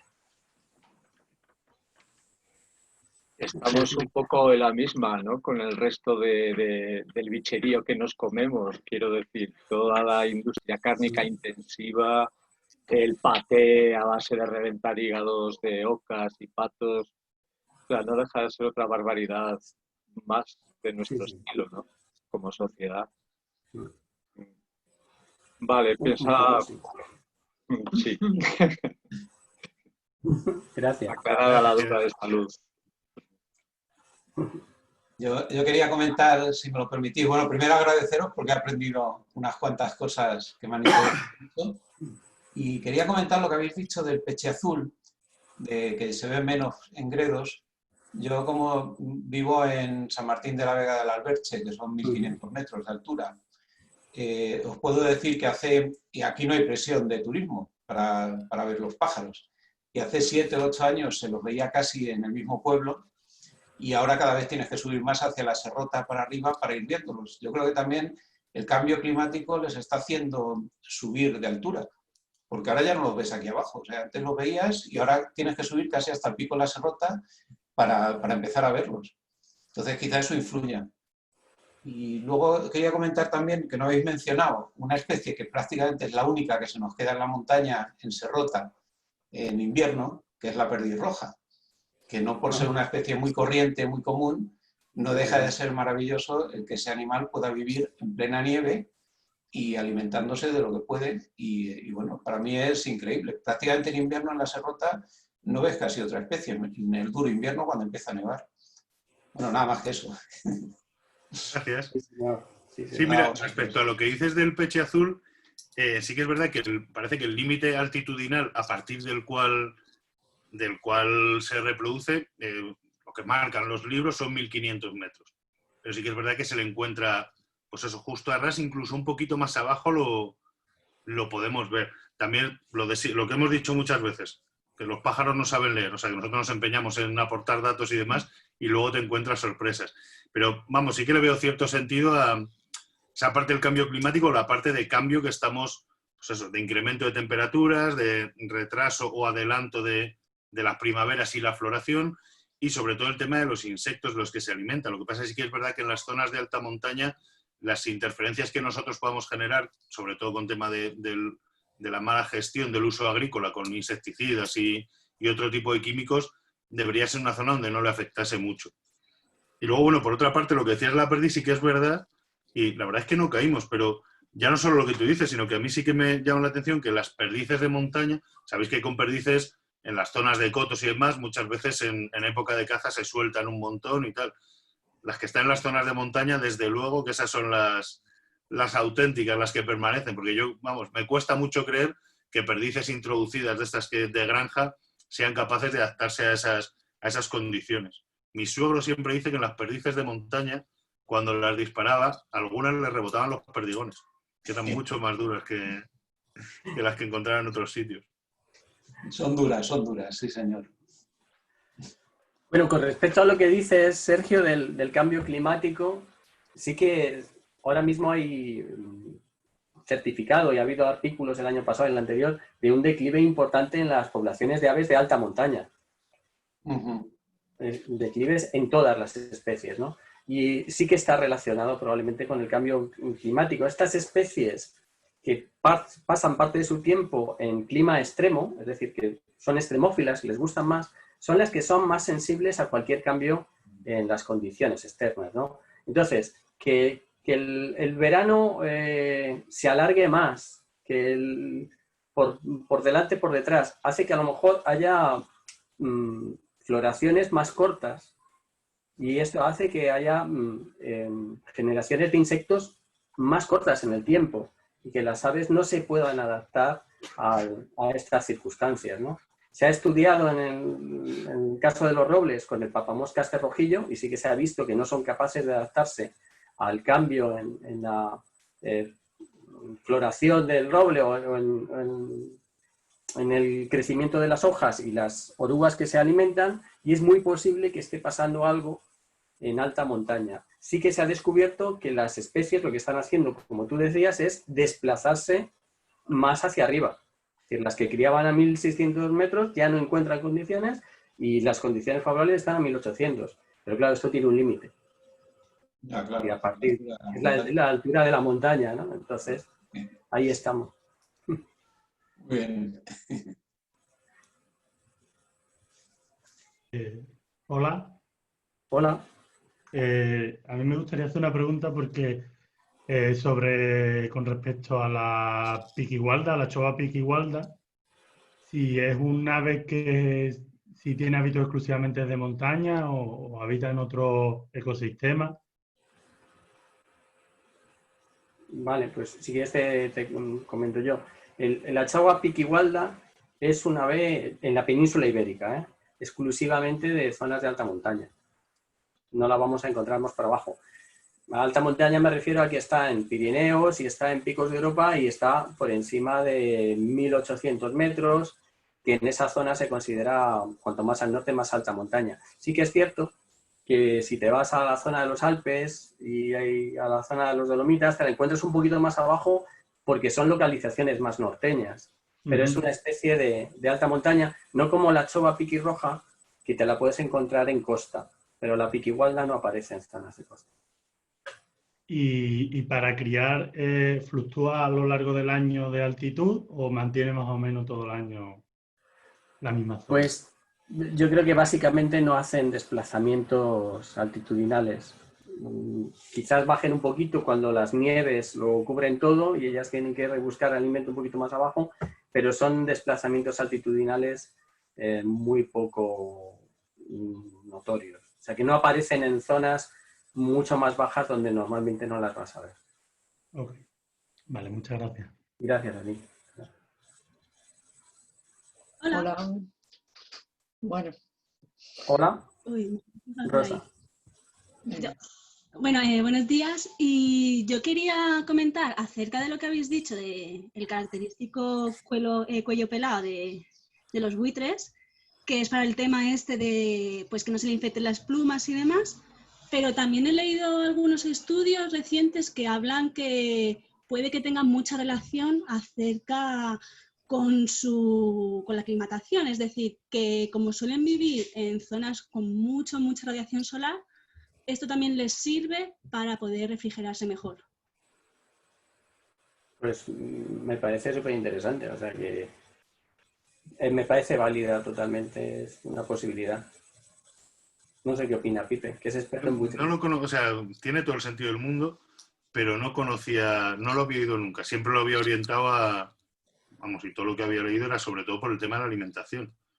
Que al final, y es un poco lo que siempre enseñamos o nos enseñan, de una de sus principales herramientas, porque a pesar de tener un pico tan fuerte, es distinto destripar un ternero, o yo qué sé, o un cordero que un jabalí.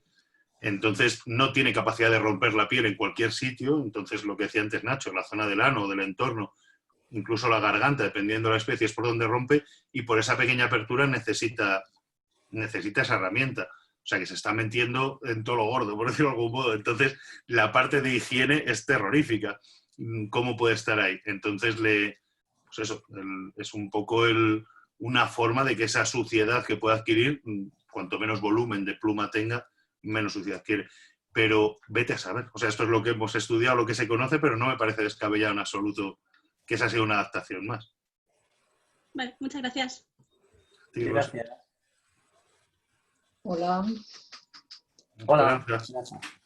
Bueno, pues yo sigo dándoos las gracias por las ilustraciones, las fotos estas tan maravillosas que nos enseñáis, que así no tenemos que ir al campo, que también es bonito, pero bueno, es otra forma de verlo. Quería comentar, me parece que lo he dicho Nacho, el otro día vi yo un milano perseguido por dos urracas. Pues ¿Puede eso ser? sí, es muy habitual.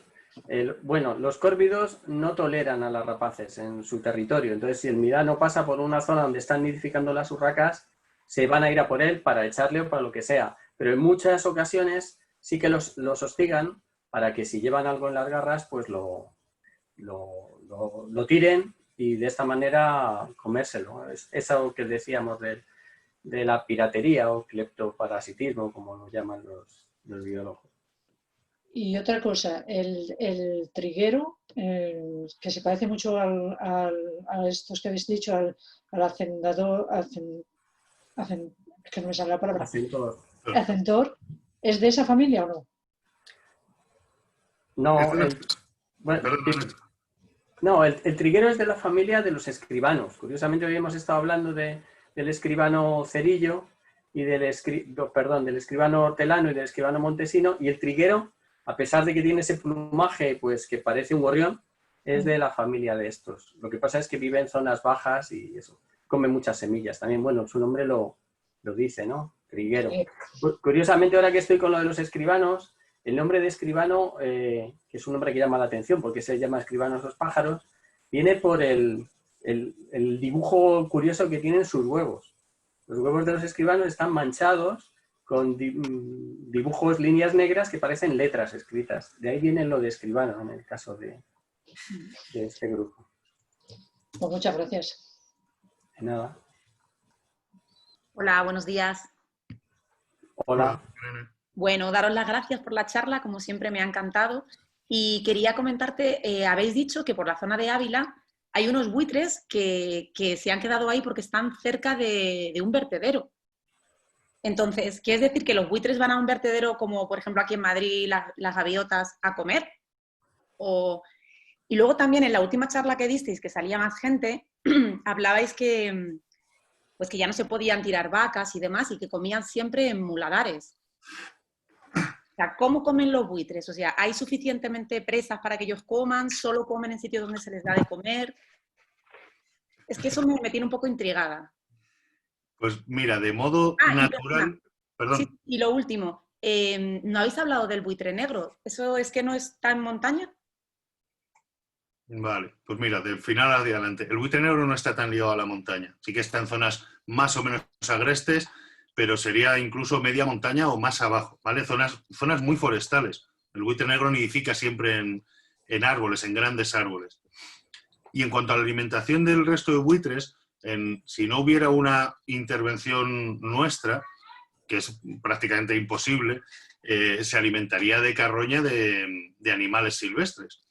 Y la posibilidad o la accesibilidad a esa carroña determinaría su volumen de población, ¿vale? El alimento que pudiera tener. Si hay mucha, pues saldrían más pollos adelante y si no, pues saldrían menos. Pero de modo natural, el buitre va volando, tiene muy buena vista y además tiene un comportamiento cooperativo en ese sentido cuando detecta una carroña, cuando están planeando y uno detecta una carroña y baja por ella, el resto de buitres que está alrededor ven esa ausencia de ese buitre y van más o menos a la zona, por eso se producen esas buitradas que bajan de golpe casi a por una carroña. Entonces, si se muere un corzo, un ciervo o un elefante, ¿vale? Pues eso de modo natural, ahí van y se alimentan. Ahora mismo en España, en la península ibérica, una de sus principales fuentes de alimentación tradicionalmente era el ganado. Antiguamente el ganado cuando se moría se dejaba en el monte y eso servía a los buitres de alimentación. Cuando llegó la enfermedad de las vacas locas, se estableció una normativa en la que eso se prohibía, ¿vale? Entonces eso sí que supuso determinado problema ya no solo para los buitres, sino para otras carroñeras. Y se habilitaron muladares, pues un poco para compensar esa labor que hacían antes. Eso ha ido evolucionando. Por ejemplo, en Ávila no tenemos ningún muladar, pero hay otras provincias en las que hay muchos. Y ahora mismo lo último que sé, hasta donde tengo entendido, ¿vale? Y no pongo la mano en el fuego, que sí que hay posibilidad de abandonar de abandonar ganado en el monte siempre que cumplas determinadas normas sanitarias, ¿vale? Aunque no es frecuente. Entonces, bueno, al final los buitres se tienen que sacar las castañas del fuego por un medio o por otro. Y sí que es verdad que en el entorno de muladares, o como en el caso nuestro, en el entorno de vertederos, al final los animales buscan una economía de su energía, de su gasto energético. Entonces han encontrado en el vertedero, el centro de tratamiento de residuos de Ávila hace un procedimiento de selección y de máximo aprovechamiento de la basura, pero sí que hay una parte de rechazo que no se puede aprovechar y luego es verdad que hay una parte de vertedero como tal y eso está hasta arriba de buitres. O sea, ahora mismo yo creo que es el mayor núcleo no solo de buitre, sino también de cigüeña, milanos, una barbaridad, también tenemos, yo que sé, zorros, córvidos. Entonces, ¿qué es lo que pasa? Que donde está ubicado este vertedero, en las inmediaciones está el cañón del Voltoya, que hay unas pequeñas formaciones rocosas y ahí se han formado algunas colonias. Algunas ya eran tradicionales, eran de toda la vida, que han ido aumentando y hay otras nuevas zonas que han ido ocupando. Entonces, bueno, eso sí que es una adaptación lógica a la cercanía a su recurso, a la fuente de alimentación. No sé si te ha aclarado, Macarena, que solta aquí un rollo muy... No, muchas gracias, muchas gracias.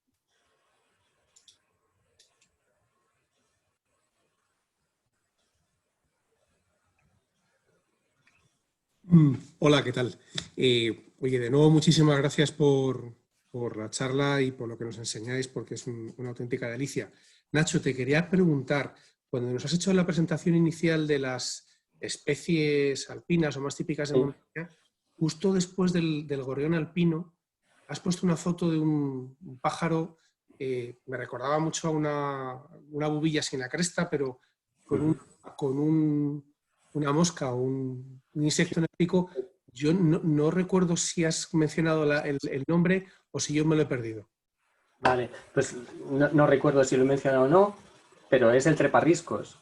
Vale. ¿Vale? Es una de las aves que más tirón tiene. Es una ave de montaña, pero muy circunscrita a la región mediterránea.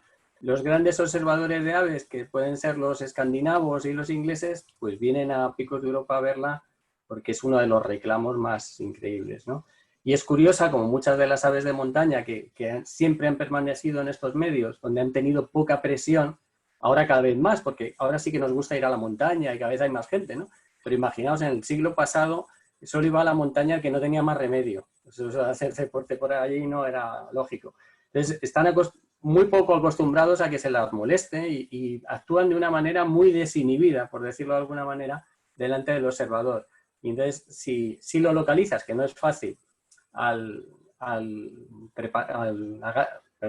treparriscos, pues pasas un rato maravilloso viendo cómo despliega esas alas, que parece una mariposa, y cómo empieza a rebuscar entre las grietas, ¿no? Una maravilla de ave, y a pesar de que te digo que donde vive pues es poco inhibida, no es nada fácil de observar.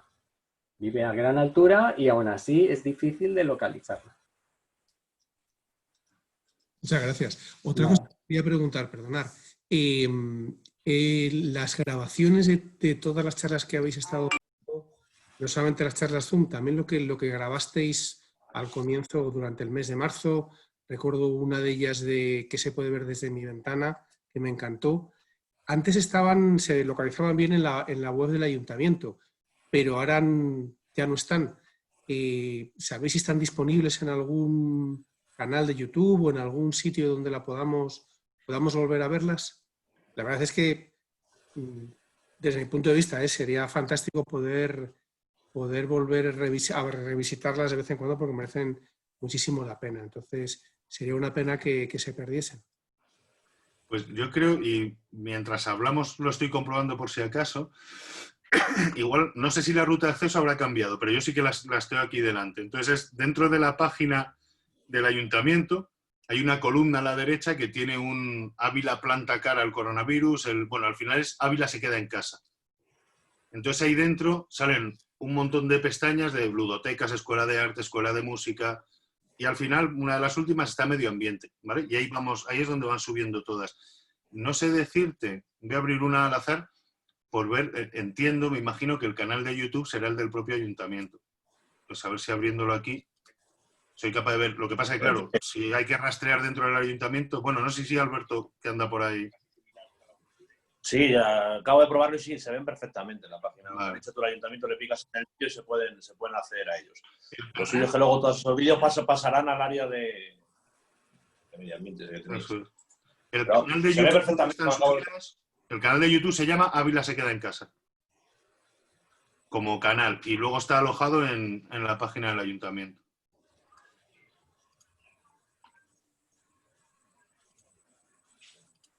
Oye, pues muchísimas gracias. Que va a merecer la pena el revisitarlo, de verdad. Gracias, Luis. Voy recomendando a algunos amigos y ya sé que algunos están enviciando un poquillo, así que... Muchas gracias. Muchas gracias, Luis.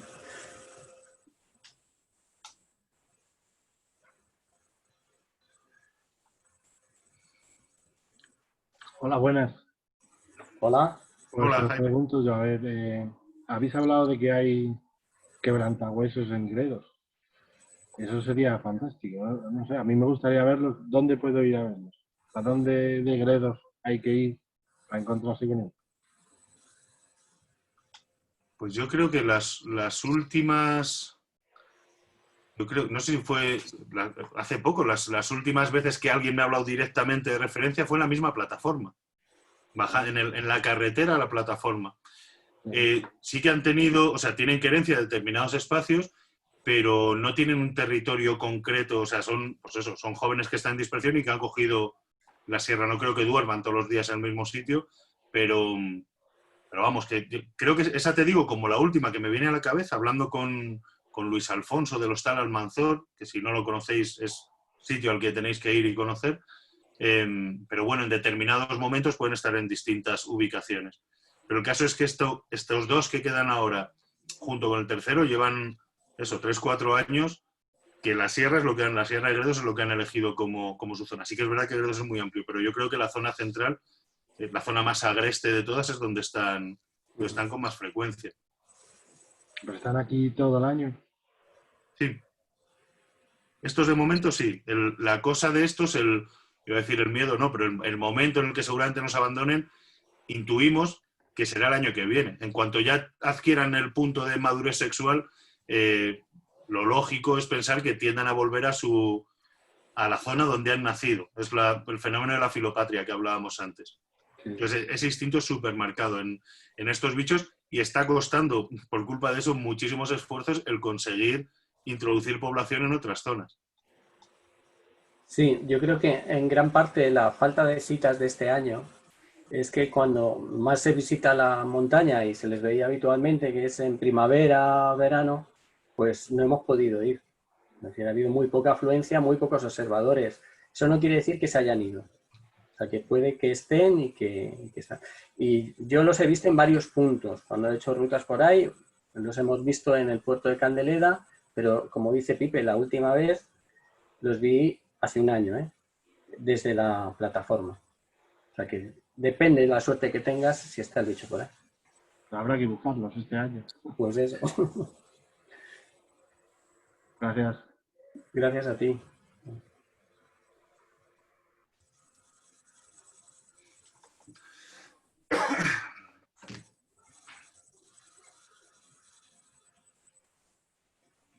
No sé si alguien...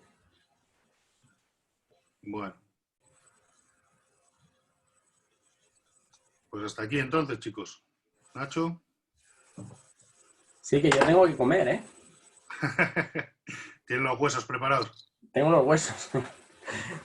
O voy a hacer de cleptoparásito, no sé, a ver, a estas horas. Muy bien. Oye, pues nada, muchísimas gracias a todos una vez más. Sí que os anunciamos ya que, aunque lo concretemos más adelante, que mantenemos la idea, hablado además con el ayuntamiento, es mantener esto ya a lo largo del tiempo. Entonces, bueno, ahora de aquí a septiembre haremos una en julio y una en agosto.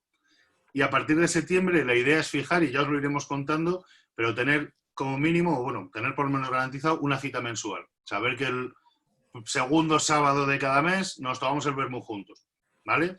Sea un sábado, sea, igual lo vamos alternando, pero bueno, la cosa es que, joder, nosotros estamos encantados con esto.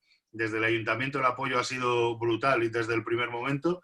Y, joder, si hemos encontrado aquí un buen punto de encuentro, pues vamos a aprovecharlo y a mantenerlo, a afianzarlo y a hacerlo que crezca. Así que ya os iremos contando, ¿vale? De momento hasta julio, pues no habrá novedades, pero vamos, que la cosa es que esto, la idea es que permanezca. Así que nada, muchísimas gracias. Disfrutad los que tenéis suelta ya. Mañana todo el mundo al campo, con prudencia, con cuidado y mascarilla, pero los que estamos castigados ya vamos a poder empezar a disfrutar. Y nada, chicos, de verdad, muchas gracias. Cuidaros mucho. Igualmente, que os vaya bien.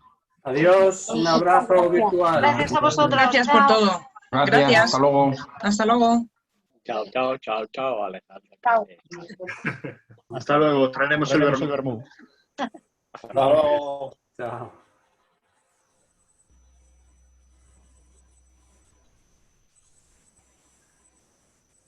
Bueno. Bueno, Majo. Misión cumplida. Otro día más. Muy bien.